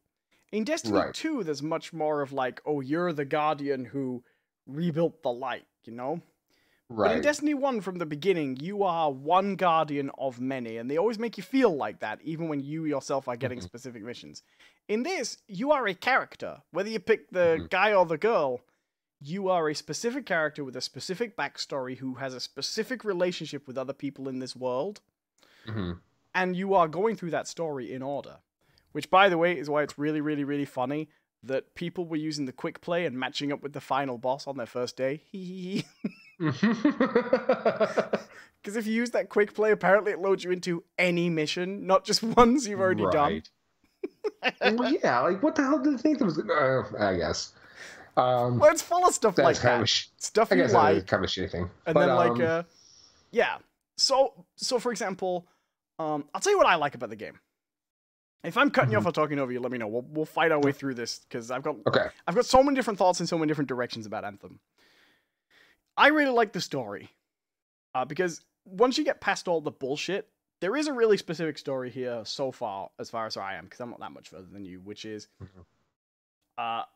you are a freelancer who's basically like a mercenary from an order of knights, basically. An order of knights that are mercenaries. And they merge that really well. At first, it felt to me a little bit like, oh, they just wanted the name freelancer, and then it's basically just surface level, and you're basically just a guardian. But there is a cash element to it, and people are very concerned about getting paid, and also rebuilding the reputation of the freelancers. A few years before the beginning of the game, you went to go do a thing freelancers do, which is when you stop a thing called the Heart of Rage, which I still don't really know what it is. It's a big explosion. It's what they call a cataclysm. Right. It's a big shitty event. And you and your It's real bad. It's like right. it's like stepping in a puddle and you find out you had like a little bit of a hole in your shoe, so you have to spend the rest of your day with a wet sock. Right. You know? Exactly. You and your mentor and your cipher at the time, Halleck and Faye, went to fight it, and you basically fucked it all up.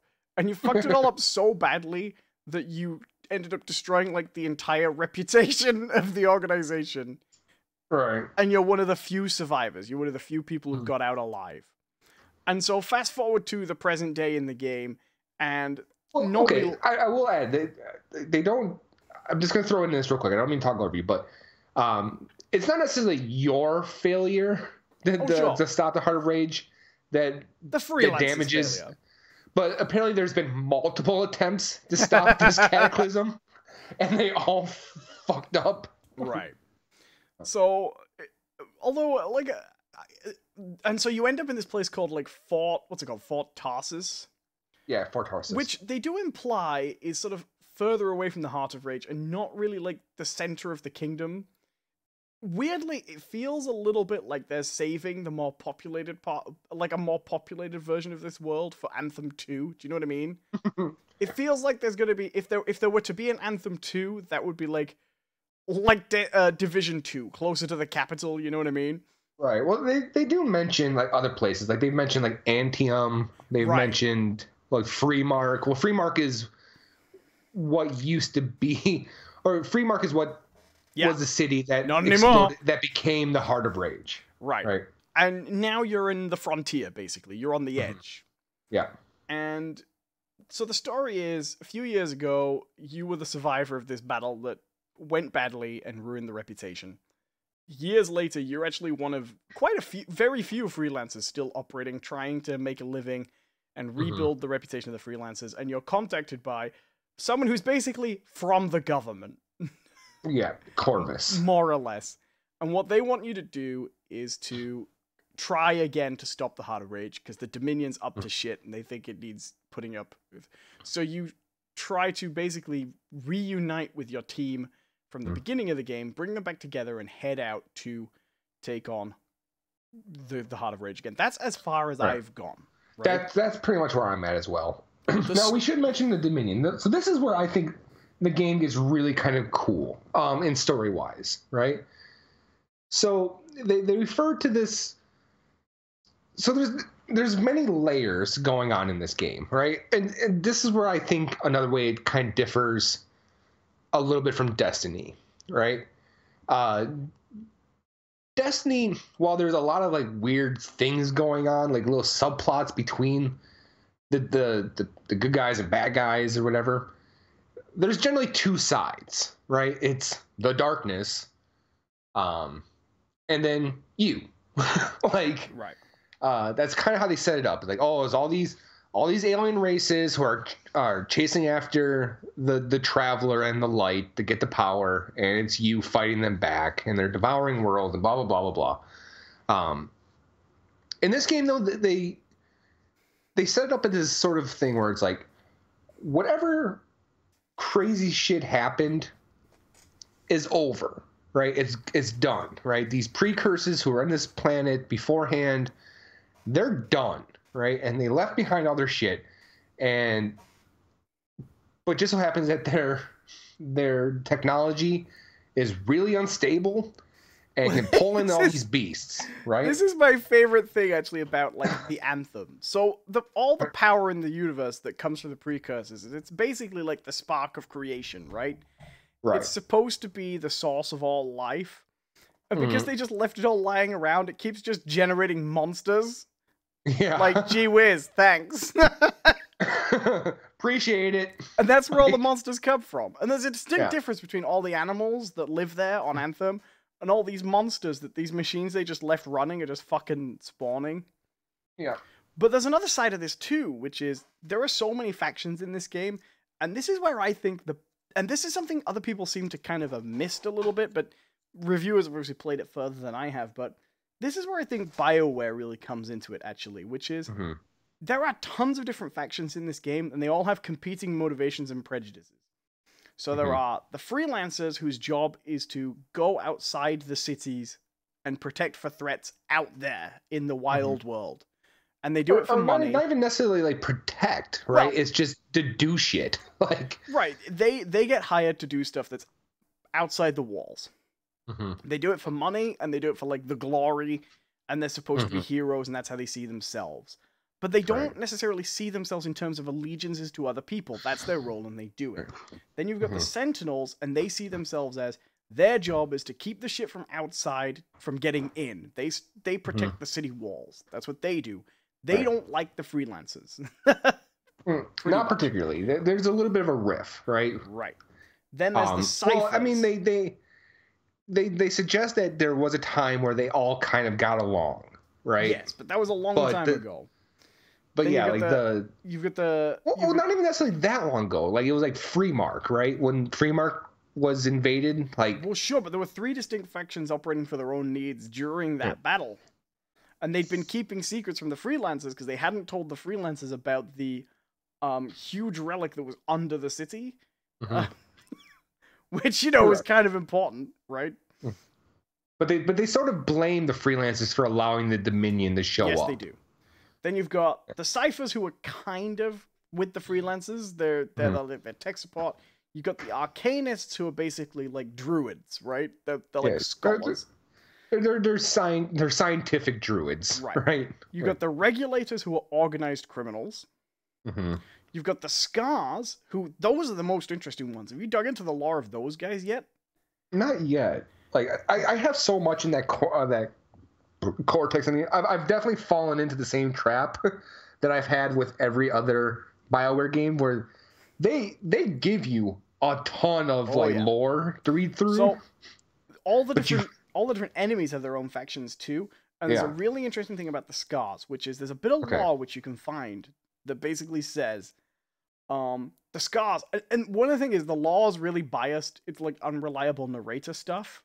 Right. So there's this bit that basically says, Scars, they're really dumb, but they love to, like, copy technologies. Scars are like magpies, right? They're fascinated with technology, so they keep stealing it. Every time we encounter the Scars, they're always stealing something to try and figure out how it works. And we're always like, why are you stealing it? You can't use it, but they're always using it, And there's a bit of lore that says, Scars, they love to copy stuff, and they were fascinated with, like, these defensive towers, so they tried to copy it. And, they copied it in like this really dumb, stupid. This is a paraphrase. That's basically what it says. They made this really dumb, stupid copy of it. But every time we destroy it, they build it back again, and it's proved to be really structurally sound and a defensive point for them. So the Scars, everybody treats them like they're basically animals and monsters, but they're actually really intelligent. They copy technology and try and reproduce it, and they're really interesting. So there are scenes, for example, a really good scene in the game is when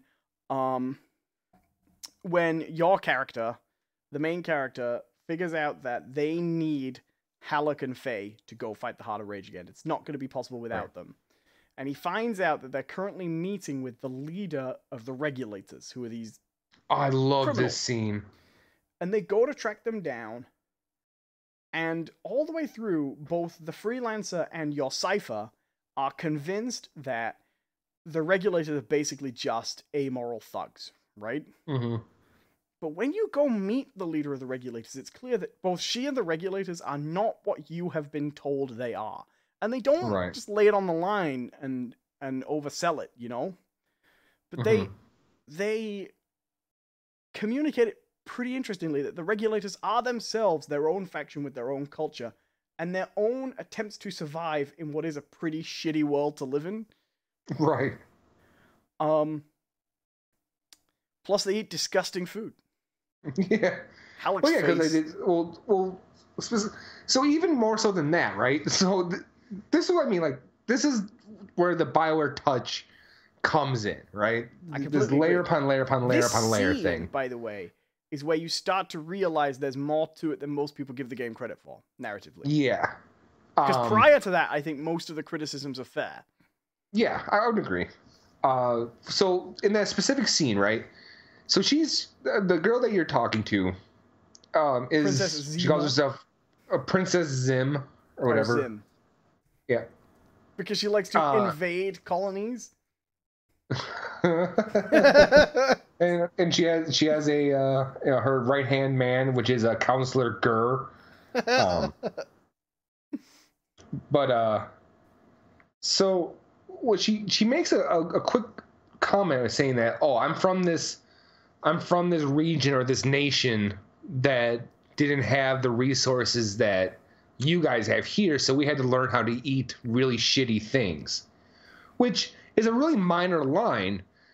But what they're saying is that while there's these factions going on, these regulators, and there's freelancers, and there's sentinels, and then there's, the Dominion, which we'll get into, there's also national identities going on as well, right. And regional identities. Like they even mention, like, if you catch some of like the news feeds or whatever, they'll talk about like a royal family living in this area and how the Queen Regent or whatever has left to join a military service. And yeah, I don't know if you've heard this yet, but we also know there's an emperor.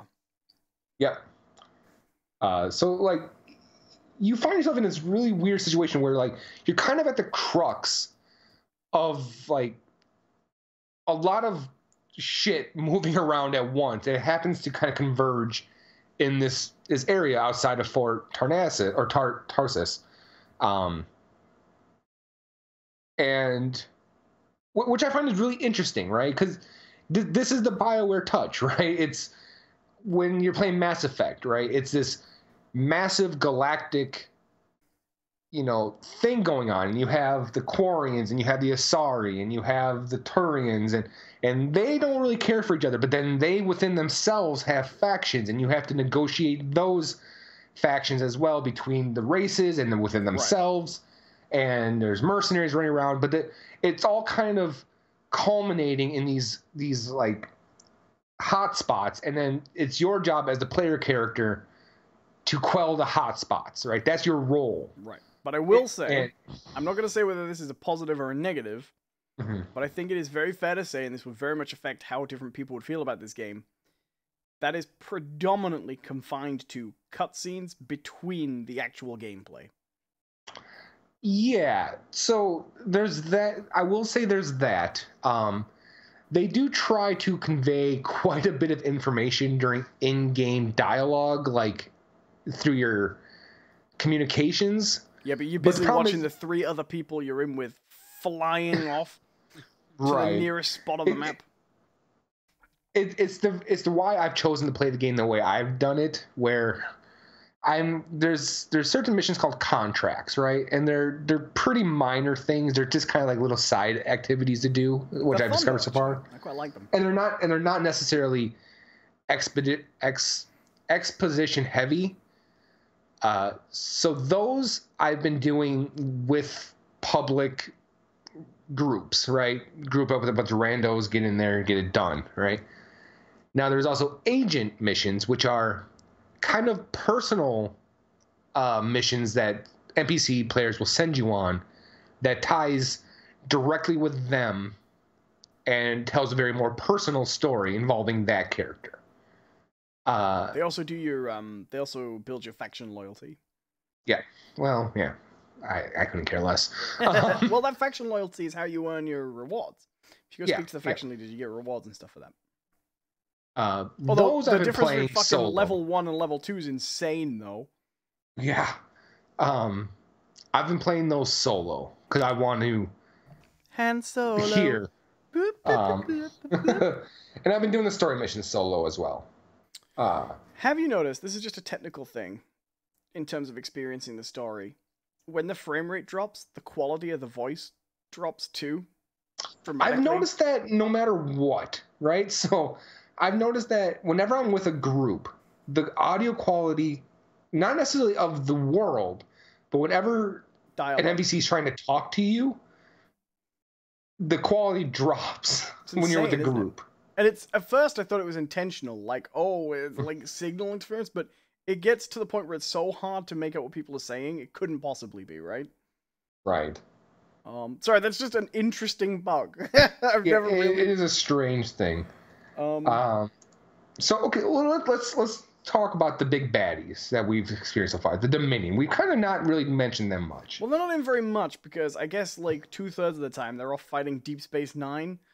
I can't get away from it. They're called the Dominion. Yeah.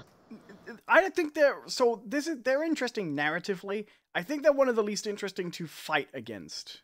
I'll be honest. I've actually kind of liked fighting them because they. So this is what I like about them, right? They are humans. Oh sure, but I mean we've also got the Outlaws and the Regulators too. The problem is the Outlaws, the Regulators, and the Dominion are all functionally the same. Mm-hmm. But I will say fighting the Dominion. I don't know if you've encountered some of these enemies yet, but there are some that are straight up Lancers. Yeah. And they suck. Like those things are hard to fight. Like they'll fly around you like they're like you, and they have a bunch of different abilities and powers and stuff, and they're tricky. Yeah, they suck. But most of the time, the ground level guys are just basically the same. Yeah. I like fighting the Scar actually quite a lot. I don't care for the bugs. I don't mind the bugs. The ones I don't like fighting right now are the elementals. Oh, the outlaw ones? No, the ones that the fucking Titans spawn. Oh, yeah, they're a pain. They'll just charge you and blow up or freeze you. Ooh, I will say, I like the Scar, but I said I wasn't going to mention Destiny again, but the Scar have a Cabal shield guy that's much less fun to fight. I don't enjoy fighting those. You know the ones I mean? Of course you know, because they're all over the game. So, okay. So this is really interesting, right? I know exactly what you're talking about. I love fighting those things. Oh, really? But there's a very specific reason why. I picked the Interceptor, right? Oh, so you can get around them quickly. Yes. And this is what I've actually very discovered where I think it's very clever that they did this, right? But unfortunately in practice, it doesn't necessarily work. There are enemies in the game that are designed to be easily taken down by different types of Lancer. Oh, for sure. And those are ones that are clearly designed for the Interceptor. So the Interceptor has a really cool thing where you can do... They can all do a double jump, right? But the Interceptor, when you do the double jump, will also cross a huge amount of distance and do like a backflip. So what you can do, you can run right at those guys with the shields, double jump over them, and when you land, you're facing them. And so when you land, you're basically... Yeah, no, that'd be really handy. Yeah, it's nice.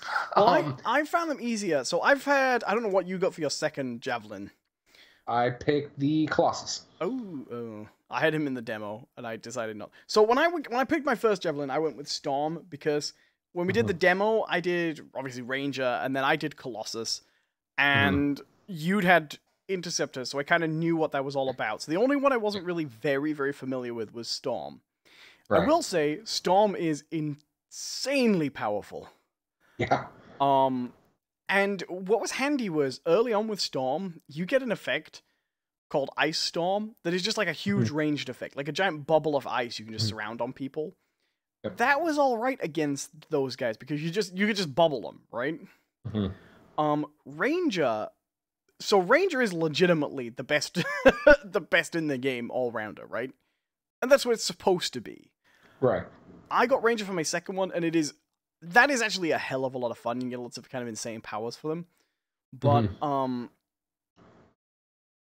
But if I'm having trouble with a mission and I know I need to go in and do well, I haven't found anything that Storm can't do yet. It is incredibly effective. So what I've discovered with the Interceptor, and I've yet to figure out if this is across the board or if this is just an Interceptor ability. So I finally figured out how like the combo aura thing works.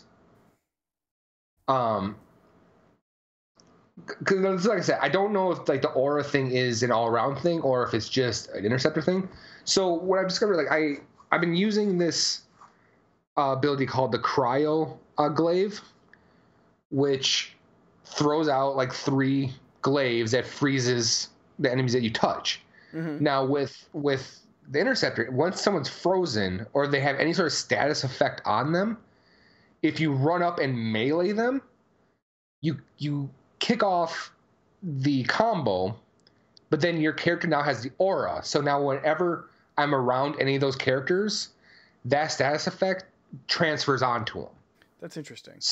So what I've been doing, I've been freezing characters, running up and hitting with a big, powerful melee attack, and then I get the aura, and then I just run through crowds, and it freezes everybody. Yeah, I don't think I have that on any of mine. And that's actually the most interesting thing about the game, for me. This is the thing that sets the gameplay apart.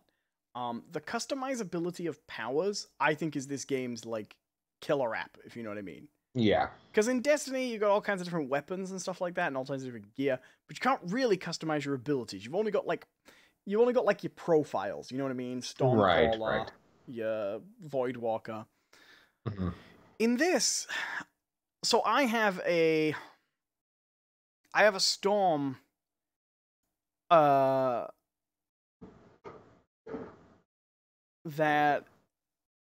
it's got a ton of components on it that give it boosts to elemental effects at the detriment of gun damage, right? Right. And then other components that increase its power recharge rate.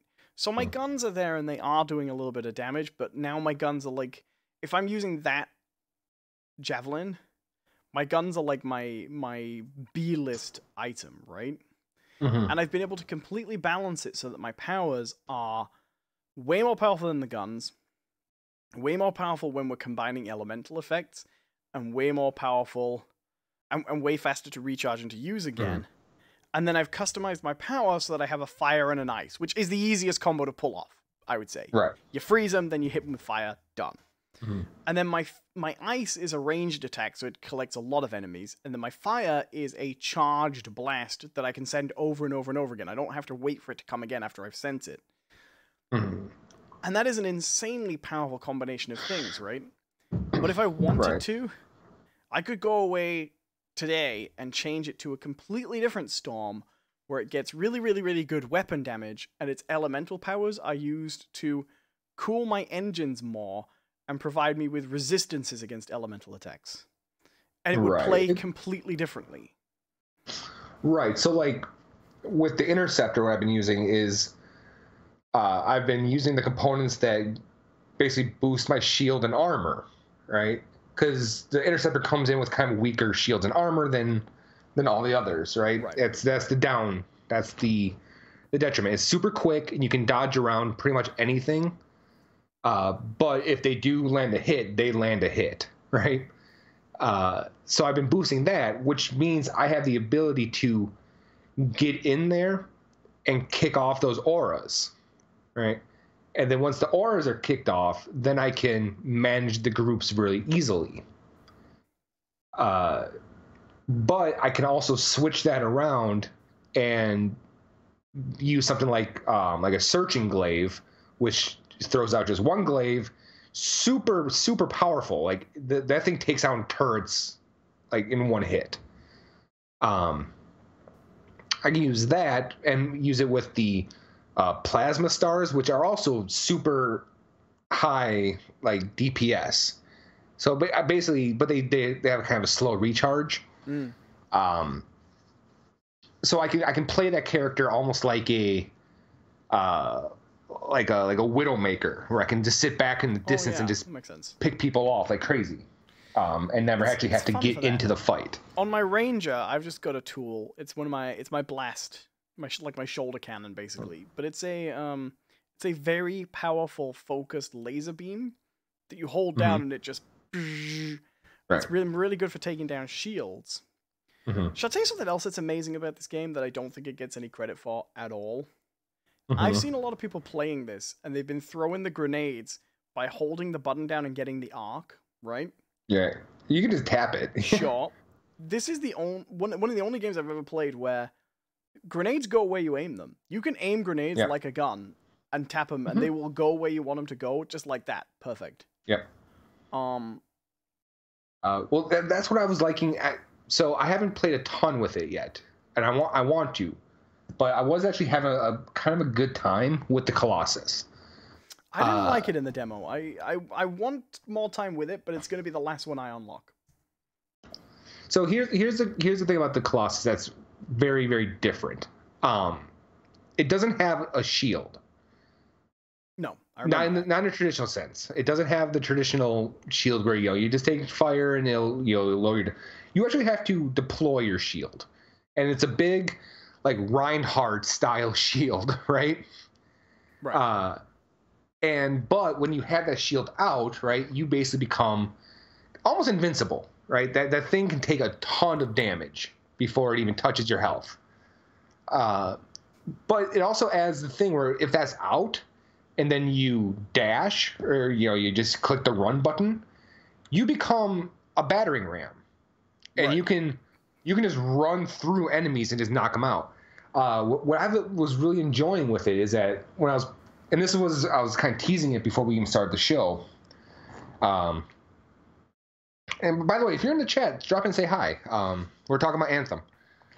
But what I really liked was I was in free play, and free play is kind of not great in Anthem.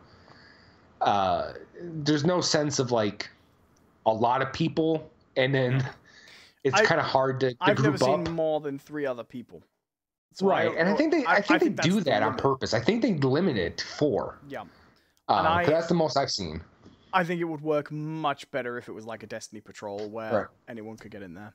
But it seems to be instanced the same as the levels actually are. Right. But without partying you up. So what happened was I was just kind of flying around on my own, and I came across a world event where it was a Titan. Titans are giant monsters that are a pain in the ass to kill. They really are tough. And very weak when they fire that blast from their chest, but good luck hitting it. So the public event was kill the Titan and then collect the echoes and unlock a door, right? Right. Now you could do it at the same time, right? Or you can do it, collect all the orbs and then kill the Titan, or kill the Titan and then collect the orbs. Well, I showed up. I'm like, okay, well, I'm going to kill this Titan before I try to collect these orbs, and I'm having a hell of a time, right? And since the Mistress said, I'm hoping for Anthem cross-platform. That'd be nice. I honestly don't see. I can see it having an issue with maybe PC, but I don't see a problem with Xbox and PS4. I don't see. I'm not a huge. I'm not a huge like PC Master Race guy, but I did just finish a build of a gaming PC with a decent GPU in.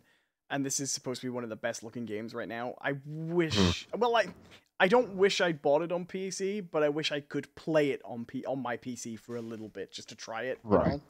Right. So I'm in this event, and I'm trying to kill this Titan. I'm having a hell of a time, right? And what happens from my perspective is I'm right underneath this Titan. I have the shield up, and I'm taking all the damage. I'm trying to... It very much looks like the Sleeping Beauty big dragon shooting fire down on the knight holding the shield up, right? That's what it looks like from my perspective, right? And then from off screen, I just see a hail of missiles come down and hit this thing. And I look over, and there's the other 3 people who have been in the instance. And I remember looking at the map, and they were not anywhere near each other before I started this fight. But they must have seen that I had not moved from that location and realized I was in a fight. And so they all decided to come and see what was up. And so just from the sky, just a hail of missiles, and then like ice bombs are coming down and bullets are flying around, but I still have this Titan focused on me, and so I'm actually acting as a tank. Like I'm actually playing a role. I'm taking the damage while they're hitting him with the heavy hits, and it was great. Like I felt so awesome in that moment where it was like, I haven't had these other freelancers just showed up and saved my ass, and then we took the thing down. I haven't had any world events where anybody else has showed up yet. Yeah. And like I'm just saying, it was just a great. I don't expect it to happen a lot, but in that moment, it was like, awesome. We're gonna I'm actually so glad this happened. We're gonna actually have to have a game together yet. Have you unlocked that stronghold yet? No, I haven't. Weird. I wonder how you unlocked that. I probably just have to keep playing. No, I did. I did unlock the stronghold. I'm sorry. We should do it after this. We should go play. Yeah. Yeah, I don't need sleep. I tried doing that on hard difficulty just to see how difficult it was. It was difficult. Yeah. We didn't get past the first set of echoes. Damn. Is it the same one from? It's the one from the demo. Is that the one you've got, Tyrant Mine? I'd have to check. It is the one from the demo. So I'll tell you what, you're usually more positive on these things than I am, John. I'm gonna let you unleash your dark side. I want to know what you don't like about the game. And I promise I won't say anything else bad about it, because my opinion is that it's fine but flawed, and that most of the reason it's not doing well is that actually people just don't want another Destiny type game right now. Right. Which is fair. Here's what I don't like about it. The missions themselves are kind of lame. Yeah. Well, they're very right samey. I've only seen one variation on the basically fly here, hold down square, wait for a while, kill things. Right. There's only been like, okay, there's two variations. There's one where you have to collect these echoes. Which is kind of fun, like the first few times you do it, but I'm kind of getting sick of it. Where you have to fly around the area and collect these little glowing balls and bring them back to a place. It's kind of like capture the flag. And some are hidden in really stupid places too. Well, did you notice what they added that they did not have in the demo? They'll tell you exactly where those things are. Yeah, in the demo, the radar only ever pointed you back to where you take them. Mm-hmm. Whereas now it doesn't ping right away though. You have to be having trouble finding one before it pings for a little bit. Really? I've had them ping right away for me. Yeah, it depends on which mission you're in, I guess. There's something actually kind of frustrating too, which is it doesn't ping you to, say, the nearest one. It pings you to a specific one. So if you're flying around with a team of 4 people, all 4 will be following that radar, all going to the same one. Then the first person gets it. Then all 3 start going to the next one, and whereas if it just pinged you to your nearest one, everybody could go to get different ones. They also increase how many you can carry. In the demo, you can only do 2. Now you can do 3 at a time. And also, well, I mean, that's the thing, isn't it? Nobody liked that in the demo. Like, the dominant feeling from the demo is, I really hope the full game is more than just carrying these things around. And it is. Yeah, it is. So I have seen one variation. And like I said, I think this was a mission that you haven't done. So I don't want to spoil it, but they actually, I mean, it was a bullshit puzzle, but they did actually add a puzzle element to it. Oh, are you talking about the swiveling platforms? The swiveling pillars? Yeah, with the symbols on the side? Yeah. Like, there is a solution to that puzzle, but doing the solution is, like, sometimes more time-consuming than just swiveling them till you get it. Right, well, I figured out... So... What I realized real quick is that they'll tell you all the symbols you need if you look around. Right, and they're just next to. But if you find one, you can just figure out the other one by swiveling it enough times. Yeah, I mean you're gonna have to swivel it 2 times at least anyway. Right. Yeah. I mean it's the barest definition of puzzle. Right, but we do know that there is going to be more puzzling because in the demo, you do a mission where you have to get the colors right on the doors. Oh yeah, so we know there's gonna be more of that somewhere along the line. So that'll be interesting. So, but as of right now, what I've played, the mission variety has not been great, and they don't even try to like dress it up as like you're doing something different. Like, they'll just be like, okay, you're going to do the same thing you did the last mission. Like, it wouldn't be so bad, except when he gets back, he's always like, yeah, this is the exciting life I chose. Yeah, I'm a freelancer. Sexy danger. Yeah, and then all right, let's go turn these pillars around. That's my biggest complaint right now is I don't particularly care for the mission variety. And also, I have not really worked out the crafting. Yeah. So in the demo, when you chose to craft something, I've crafted some things, right? Mm-hmm. But I've only crafted them if I directly have the blueprint of the thing I want to craft. Right. I don't know how you get more crafting. I don't know. And in the demo, whenever you crafted something, you could then go down and change the rarity. And I can't change the rarity on anything. Right. So what I think I've worked out is that you actually have to, in the full game, you actually have to unlock the different levels of the blueprints. Yes. And the blueprints, I don't know how you unlock blueprints. No, I don't either. That's the part that's been confusing to me. Have you played with the consumables yet? Because I bumped into that by accident, having not even seen it was there. Oh yeah. I haven't used any yet.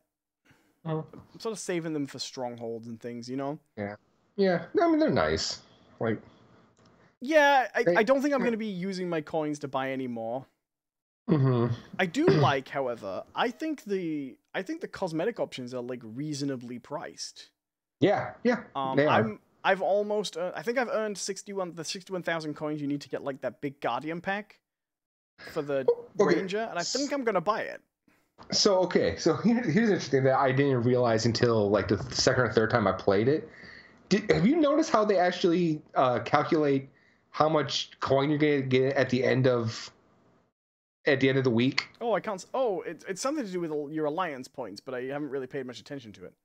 So I was thinking when I first saw it, I'm like, oh, okay, so this is kind of bullshit, because the way I interpreted it was you could form factions of your own, like clans, and then it was going to be everyone's contribution increases the gold output. So I'm like, oh, they're going to break the economy, because you're going to get groups like IGN is going to have a clan with 1,000 members in it.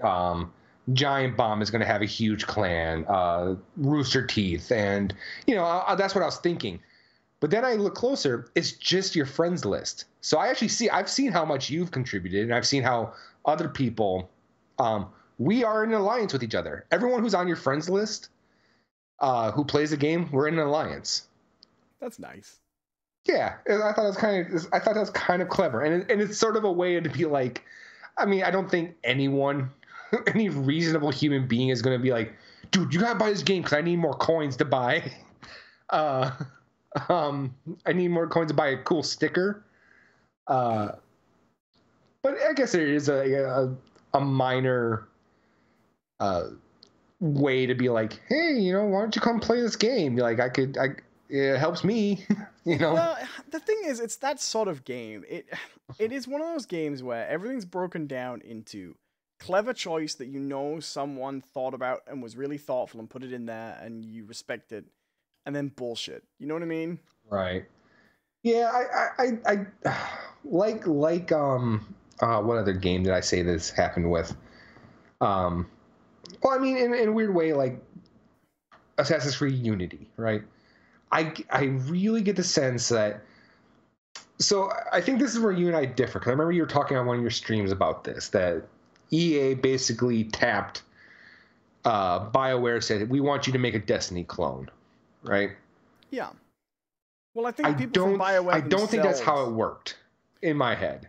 In my head, I think BioWare was legitimately trying to make a new IP in the vein of a Mass Effect and Mass Effect and Dragon Age, and then EA went, hey, oh yeah, you want to make this multiplayer? I could be wrong, but I believe BioWare themselves have come out and said that this was the game. Well, come out and said enough around.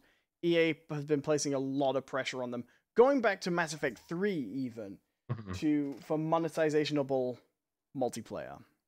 Right. But no, I think absolutely they wanted. I just mean a Destiny clone in terms of the online stuff, right? Oh, okay. I think because like I said, I think a lot of that, the monetization and any sort of the social stuff, kind of feels like oddly bolted on. Oh, I agree. Well, we were talking about the launch bay, right? Because the launch bay is the most blatant example of someone getting to the end of the game and going, okay, this isn't very good, is it? Because, okay, there is a part of this game that's absolute bullshit. I don't mind that you can't change your weapons mid-level. Right. I actually quite like the idea that, hey, you're in a robot suit. You have to decide what you're going to want your robot suit to be Yeah. before you get in there. However... And this is... Okay, real quick, just to add on to that. I've seen people complain about this. This isn't new. Like, No. That's how you had to do this in Mass Effect. You picked your loadout before you started that mission. Absolutely. And no one complained about it there. I don't like that there is one specific room where you have to do this. It's called the Forge. You can only get to it from the mission select screen, and it has a loading screen to get to it, and it has a loading screen to get back out. I don't like that. I don't like that I can't just launch a mission from anywhere in the fort. Yeah. Just let me go to the mission select screen from anywhere in the fort. Don't make me walk through the promenade every fucking time. Because A, I'm sorry, I'm getting the hang of it. That fort is not easy to navigate. No. It has at least 3 rooms that look exactly the same. Every room has multiple doors. And I get why every room has multiple doors, because what they want you to do, they don't want you to be over on the other side and to only have one really obtuse path all the way back that takes ages. Right. But it's also very easy to go through a door and go through a door and go through a door and realize you've come in a big circle. I've done that. But okay, so this isn't a good thing, all right? Don't get me wrong. I'm not trying to give them credit for this, but that is also a BioWare touch. You know how many times I got fucking lost in the Normandy, trying to find the engine room? Absolutely. Absolutely. Do you know what's worse for it? The worst environment. It's Mass Effect Andromeda, and it's where the planet, the hidden city where the aliens live. Yeah, you know I know exactly what I mean? what you're talking about. I forget what race they're called, but they're the nice aliens, and one joins you. They have this city, and it's only supposed to be like one sort of like Tony Stark house-sized city on the side of a cliff. And I can never get out of the fucking place. Ever. Yeah. Okay, you know which one I had the hardest time with?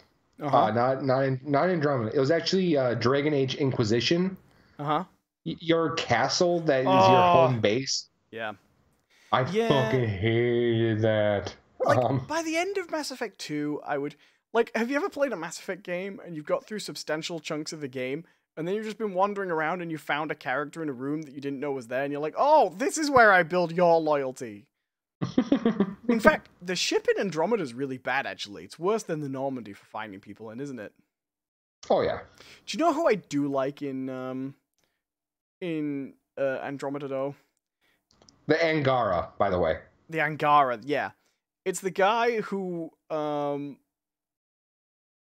it's the guy who, when you first find him, the guy with the afro, and when you find him, he wants to, he's just putting a couch and an old TV in his room, and he wants to have a movie night. I thought that was sort of sweet.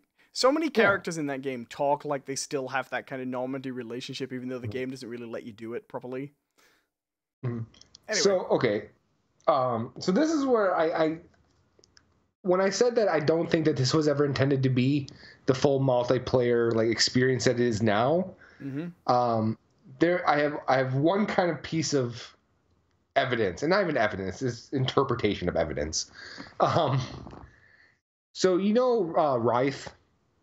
Yeah. Okay. Sexy Danger, Sexy Risks. Right. So if you keep talking to her, I don't know if you've done this or not, but you keep talking to her, you find out that she has some issues, right? She has some problems with the regulators. I don't want to spoil it. Oh, so I lost your audio. I'm here. I just don't want to spoil it for you. Okay. So I don't want, but essentially, if you keep talking to her every chance you can, she basically lets you in on the fact that she has some problems, and you suggest a solution, right? And she then goes, well, yeah, will you come with me though? And you can say yes or no. And I said yes, thinking that, okay, great, this actually unlocked a new mission. I'm gonna go do a mission with Wraith. And I get the distinct feeling that I probably would have been able to. Yeah. But then they made this thing multiplayer, and they realized that not everyone is going to follow that same path. There are a few moments like that, and a few cutscenes like that. Mm-hmm. There's one specific cutscene where there are two other characters stood around you, and then they just sort of bump them back to the shadows. Yeah. So you can never quite clearly see who they are. At first I was like, this is supposed to be the other people I'm playing with, but no, they weren't. And it's clear that they just kind of reframed and re-edited a cutscene to kind of move them out a little bit. No, I agree. I think this probably started off as, for want of a better term, a multiplayer Mass Effect. Yeah. But yeah, my interpretation was like, okay, this was probably going to be a mission, but you couldn't really do this multiplayer because there's some people who never would have followed that path. Yeah. So their story would have been completely different. It's interesting. Another example of that, and I know you've seen this, right? It's when you first meet the Monitor. Yeah. Right? And you're talking to Tassin's agent. Or you try to. It's a really minor thing, right? It's a really, really minor thing. And I don't mean as a detriment to the game, because I understand there's limitations of programming and whatnot. So in it, it shows your character in their suit, right? And it is whatever suit you've designed. Like, so it was my color, my type. It was the Interceptor with the colors I chose. Great, right? The difference is my loadout was a machine pistol, and then a shotgun. In the cutscene, your character gets angry and takes shots at the Monitor, and suddenly it was an assault rifle. And I was like, that's not my gun. But like I said, super minor, nitpicky. Yeah. But I just thought that was kind of funny. I'm like, I guess. But to be fair, like, Mass Effect did that too, where like, no matter what gun you're using, he was always using. Shepard was always using the gun from the cover of the game. That N7 rifle every time. Yeah. I think I'm hoping, but this is EA. I'm hoping EA has the good sense to do what Activision did and Bungie did. Back the fuck off. Well, sort of, but support it. Yeah. Because people need to remember, a lot of the criticisms that Anthem's getting, Destiny got all those criticisms when it launched. Oh, yeah. Now, I also think it's fair to say, well, then Anthem has an example to learn from, and it should have done better. And it's also fair to say they're charging for the game now. It should be ready to fit for playing now. Mm-hmm. And I don't actually think this game is as bad as people are saying it is. No, and I don't think that the response has been as negative as some people say it is either. Well, the Metacritic score is terrible. I'll say it's mixed, right? I'll definitely say it's mixed. I think the biggest issues for me are primarily technical. I think the loading is very bad. Yeah. I think the frame rate can be very bad. I've not seen anything as bad as we experienced when that Titan spawned all those elementals yet. Right. In the demo. But I have seen some pretty bad moments. And yep, we're still going, Blas. Not much longer, but we're still going. But I have to say, I like it. I'm with you. I think the biggest problem with it, ignoring technical stuff, is the missions are very samey. And while I do like the setting, I don't love that free play world that much. Mm-hmm. I like the flying up and down through the waterfalls and then down into the water. But like that quest to hunt chests is not a very fun quest to do, because that world is not very interesting to explore, and it's very samey visually, place to place. So, okay. It is, however, huge. I'm kind of curious about that, because when I was screwing around just in free play, I came across some pretty diverse areas, actually. Sure, but but those tend to be on the extremes. So if you fly to the edge of the map or to an area that's quite hard to get to, particularly if you're near one of those tombs, you'll find an area around a tomb that's quite interesting. Right. But there's a lot of stuff in between that connect. Okay. But I guess what I'm saying is, it feels like to me, if you took all the areas that are diverse and interesting, and you cut out all the stuff that looked the same, you'd end up with an area about the size of that first little blob of space on the map. You know? Right.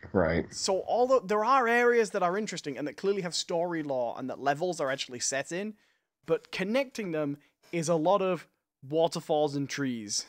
Yeah. No, you're right. But I like the game. And yeah, it's a good game. I will go on a limb and say I think it is a good game. I think so too. I think it could be a lot better, and I think its flaws are meaningful. But I like it. I will say, I think you and I have quite a dramatic difference in how we experience this game, though. Because I think you have an advantage I don't have to immersion on the story here. An advantage that's quite a disadvantage to me. Oh, by playing solo? No, it's a little different. It's subtle. I don't know if you necessarily picked up on it, but I think there's something which will draw you into like the reality of this world that I don't have. Oh no. Which is, you have like a feature of your real world. A sort of a bald British guy called Owen. who's like your constant companion, but you primarily communicate with him through the medium of audio. He's always there, like your good buddy, supporting you, busting your chops when you need it. Right, like, he has high dreams, but he lacks the means to accomplish them. I don't know what you're talking about, but other than that, you know, and let's see, he has a tendency to kind of pull me into trouble, and require me to bail him out. All I'm saying is, if you wanted to play this game role-playing that you were really you and you've been transmitted to Bastion, you've got help there, haven't you? Yeah. There was a guy named Owen. He's great. Aw, thank you. Has that been odd for you at all? Oh, you should go back and watch my last stream, right? There was so much confusion with our audience. So, because I would be saying stuff like Owen, and they're like, Game Owen or R Owen? Like, Game Owen. And then I would actually mention you, and they're like, the Game Owen said that? No. R. Has that been a weird experience just to play through?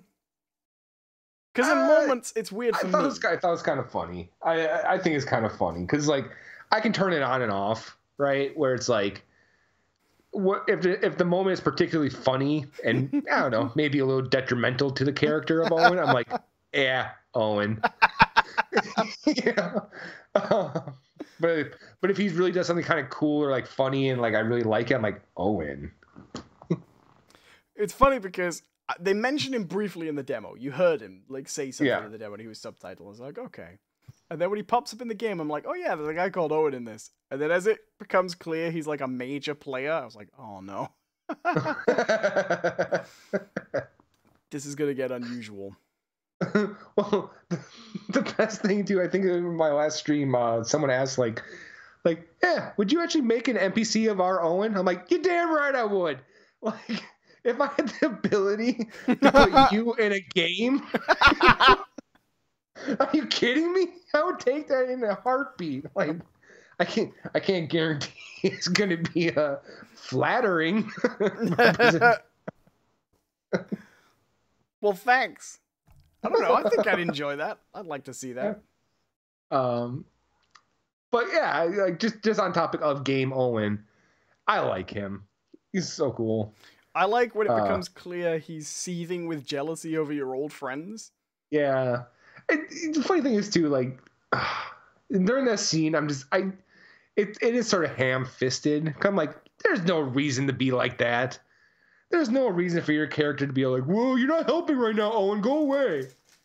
Like, there's legit no reason for that to happen. Now, I understand him, like your character being angry with Owen because of what happens in the previous mission, right? But but then he then kind of goes a little too far in being a jerk, and it's like, oh, that's uncalled for. I like that everyone plays it off like he's just imagining it, but if you listen to the stuff Faye says, she wants back in that cipher chair. Oh yeah. Can I just point out one amusing technical thing? The animation for this game is incredible, right? Mm-hmm. Sorry, I'm eating a piece of chocolate. The facial animation's great. Mm-hmm. Everything's really good. Everything's very balanced, human, nuanced, real. Mm-hmm. Except for the person who decided how much Faye's arm and fingers should move while you're talking to her. We pointed that out in my stream too. We're like, what the fuck's her hand doing? Because she's always like putting it up, putting it against the wall, tweaking her fingers, like. Yeah.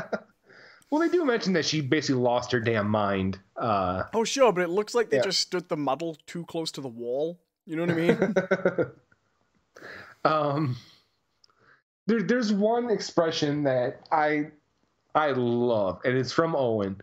Is when he gives you the big cheesy grin and the two thumbs up. Where he's like, huh? And it's always after you said something like catastrophic. Right. I wish they would. Okay, so this I mostly like it. I wish they would tone down a little bit how often he mentions he'd like to be in a javelin. Right. Just a little bit less often, because it's always like full speed request every time, you know? Well, I get the feeling that, like, as we go forward, that's going to tone down quite a bit, because, like, you feel like we've reached the peak of that, where it's like, I'm going to be in javelin, and then he gets in the javelin, and it all goes wrong.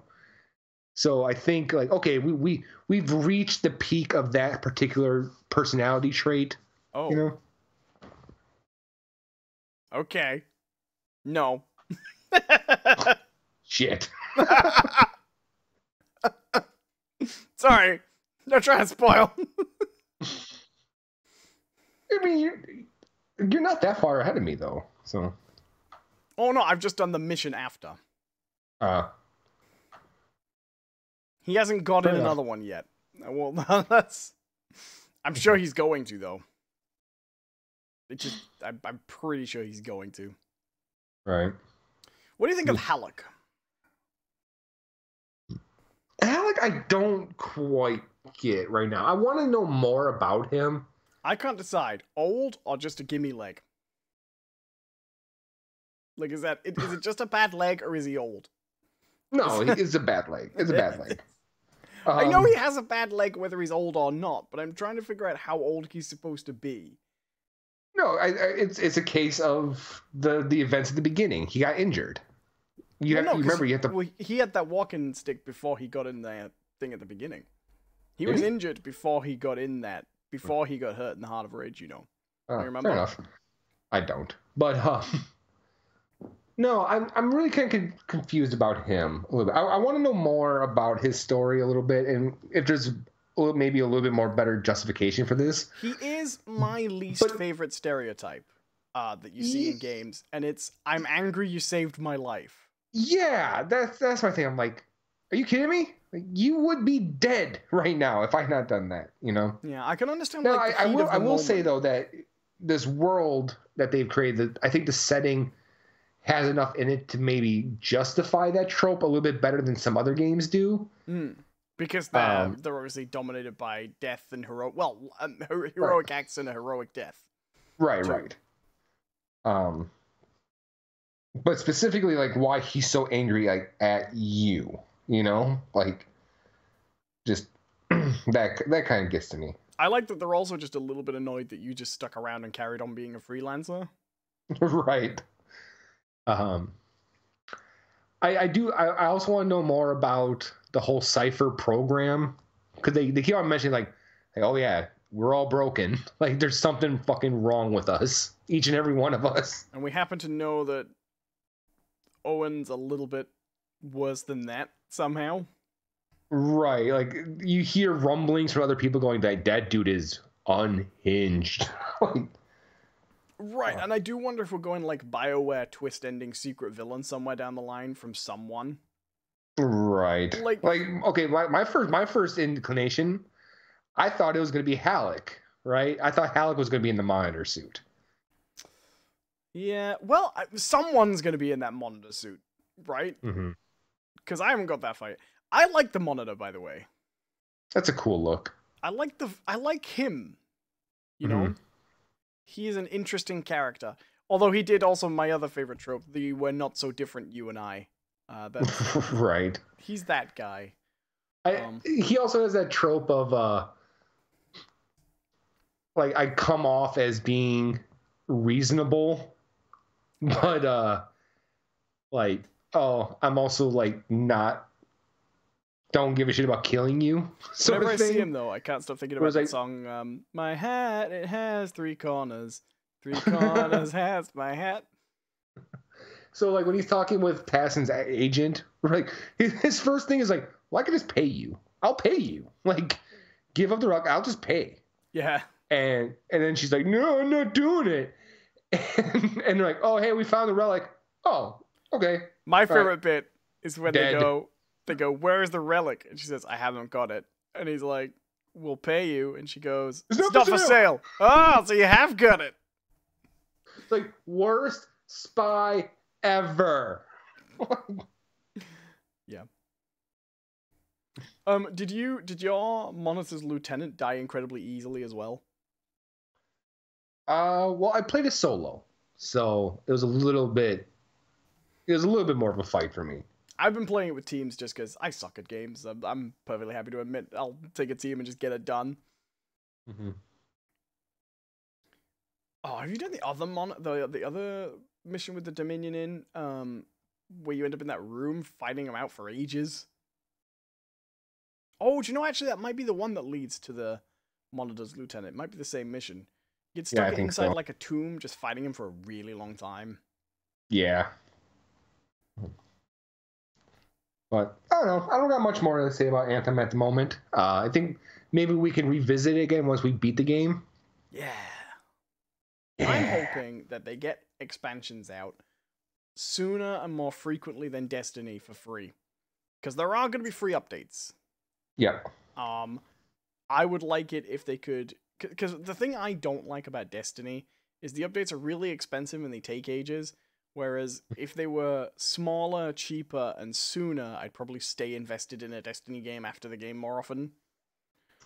I hope they take the route of actual classic BioWare games. Like, I love how, like, Mass Effect 2... You mean you want the DLC to be where all the characters go for a holiday on the Citadel? That'd be great. The actual Citadel, without any explanation as to why. Oh yeah, I'm on board. That is the best Mass Effect 3 DLC, where they're just all... Oh, it's great. They just all have a holiday. He's like, you just need a vacation before you kill yourselves. Well, what's best about that is that they start out that DLC pretending like, oh, this is like a legit thing. And then as you play the main like story of that DLC, it gets more and more ridiculous till you get to the point where you're fighting yourself at the end, where it's like, wait a minute. What? Like, and then they tried to sort of capture it in that bit in Andromeda where they have the party. Do you remember? Mm-hmm. Andromeda, like, I think the more I talk about Andromeda, the more I realize I didn't like it. It just very much. It just reminded me of games I liked. You know what I mean? Like, my thing about Andromeda is I didn't think Andromeda 1 was all that very good, but I think it deserved a sequel, or at least another go. Like, I don't think they should have killed BioWare the way they did, or put it on hiatus. They should have just made another Mass Effect game and just opened it and just gone, oh yeah, the Reapers didn't actually kill us. This is just an alternate universe where that didn't happen. Continue. Right. But like, I kind of wish we'd get at least one more go at the Andromeda stuff. You know, just because here's my thing with Andromeda. Mass Effect 1 wasn't very good, right? Like, I don't particularly like Mass Effect 1 as a game. You'll pay for that. What's that? You'll pay for that. I like the first one. I think it's good. I think of the initial 3, I think it's the most flawed. I think that's fair, yeah. Yeah, I think it's fair to say. I think Andromeda deserved a chance to maybe sprout its wings a little bit, learn from its mistakes. Yeah, and I think it's fair to say 2 is a refine of Mass Effect 1 in almost every way. Right. And I think 3, people have issues with 3, but I think it's kind of a perfection in terms of storytelling, gameplay, and like a culmination of these storylines. Everyone gets all bent out of shape over the ending. I don't mind the ending. But I understand why people didn't like it. Mm-hmm. Like, I totally respect anybody who doesn't like Mass Effect 3's ending. I don't agree with people who think that an ending can spoil a 50-hour game. Right. You know what I mean? I don't mind people who don't like the ending in terms of like what it was, right? So if you don't like the ending because it's basically 3 variations of a laser going out and making people's eyes glow a different color, like, I get it. I get why you wouldn't like that. I don't particularly like people who throw around this argument of, well, all your choices throughout the whole game didn't matter because you only got 3 choices at the end. Like, no, what the fuck did they expect? Like, if you take all the decisions you make in those 3 games, you're looking at like thousands of permutations that you'd want represented at the end of the game. Are you fucking insane? And the other thing is, the thing about Mass Effect is, none of those choices ever really amounted to universe-changing choices, right? Right. Like, the most significant choice ever... Like, most people misremember the Rex one, right? Not the Rex one. Mm-hmm. What was the name? Rex? What was the Krogan in the first one called? Yeah, Rex. Was it Rex? What was the Krogan in the second one called? Grunt, okay. First one. So, people misremember that choice as, did you cure the genophage or not, right? Did you let the Krogan out or not? But that's not what that choice is. Mm-hmm. That choice is, did you kill Rex or did you reason with him? Right.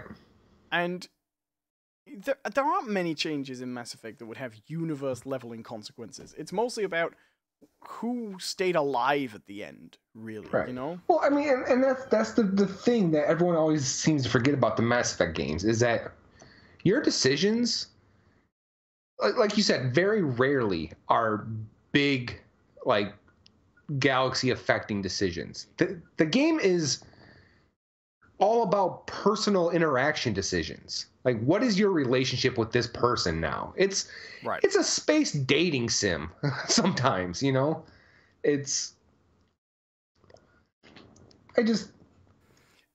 thing is, like, and that's why I like 3, is that they actually bring a good majority of those relationships to an end. I really think in a decent way. I really think the dialogue, the choices in Mass Effect games are just to shape what people say when they sum up your life in different conversations. Right. It's just to shape how people talk about your own personal history. Mm-hmm. And that's all they ever really use it for in any meaningful way, I think. Right. Because it's like, my thing too is, like, people complain about the ending of that game, like, oh, you only get 3 like, did I miss something about the other 2 games that had, like, crazy outcomes that you could decide? Like, no. Well, the problem is people always kept going back to that thing they said, like, at the back of the box of the first one, which was that across 3 games it would affect the outcome and the choices would track all the way through, and then it would have big impacts of the ending. And I think people are just built up in their mind. Like, I'm sort of with you. I can understand if people didn't like the ending and didn't like that all 3 endings basically felt the same. I get it. But to say that somehow renders the previous 3 games meaningless is to overvalue an ending, even if you don't think the ending is good. Because, like, I'll tell you, like, right now, the best part of 3, right, I think, is there's 2 moments that are kind of on par with each other in my eyes, right? It's the end of the Moradin section, right, where he figures it out, right? Moradin figures out the genophage. and he figures out he can cure the genophage, right? But to do so, he kind of has to sacrifice himself. Right. And he has a great moment where he's singing the song, the Inspector General song, while he's doing it, while everything's blowing up around him. Like, great moment, awesome moment. The second moment for me is if you do it right. Now, this is one that it can go wrong, right? You can get something different. But if you do it right, you can basically bring the Quarians home, right? You can bring them back to the planet. But to do so, you have to essentially kill all of the Geth. Mm-hmm. And the one Geth that you play with in 2, he kind of makes the decision for you. He'll tell you like no, this has to happen. You have to kill us, and the Quarians can come home, right? And so you do. You kill off the Geth, and the Quarians can come home. But Talia gets on the end, and she actually takes off her helmet. It's a great moment. Yeah. It was also kind of poignant for me because that was my romance option. I took Talia. I will say, I like that the dialogue options in Anthem, not hugely relevant to the plot, but they serve the purpose of letting you give voice to what kind of freelancer you are. Mm-hmm. And people do seem to respond to it. Yeah. That's all I have to say about Anthem. Yeah, same here.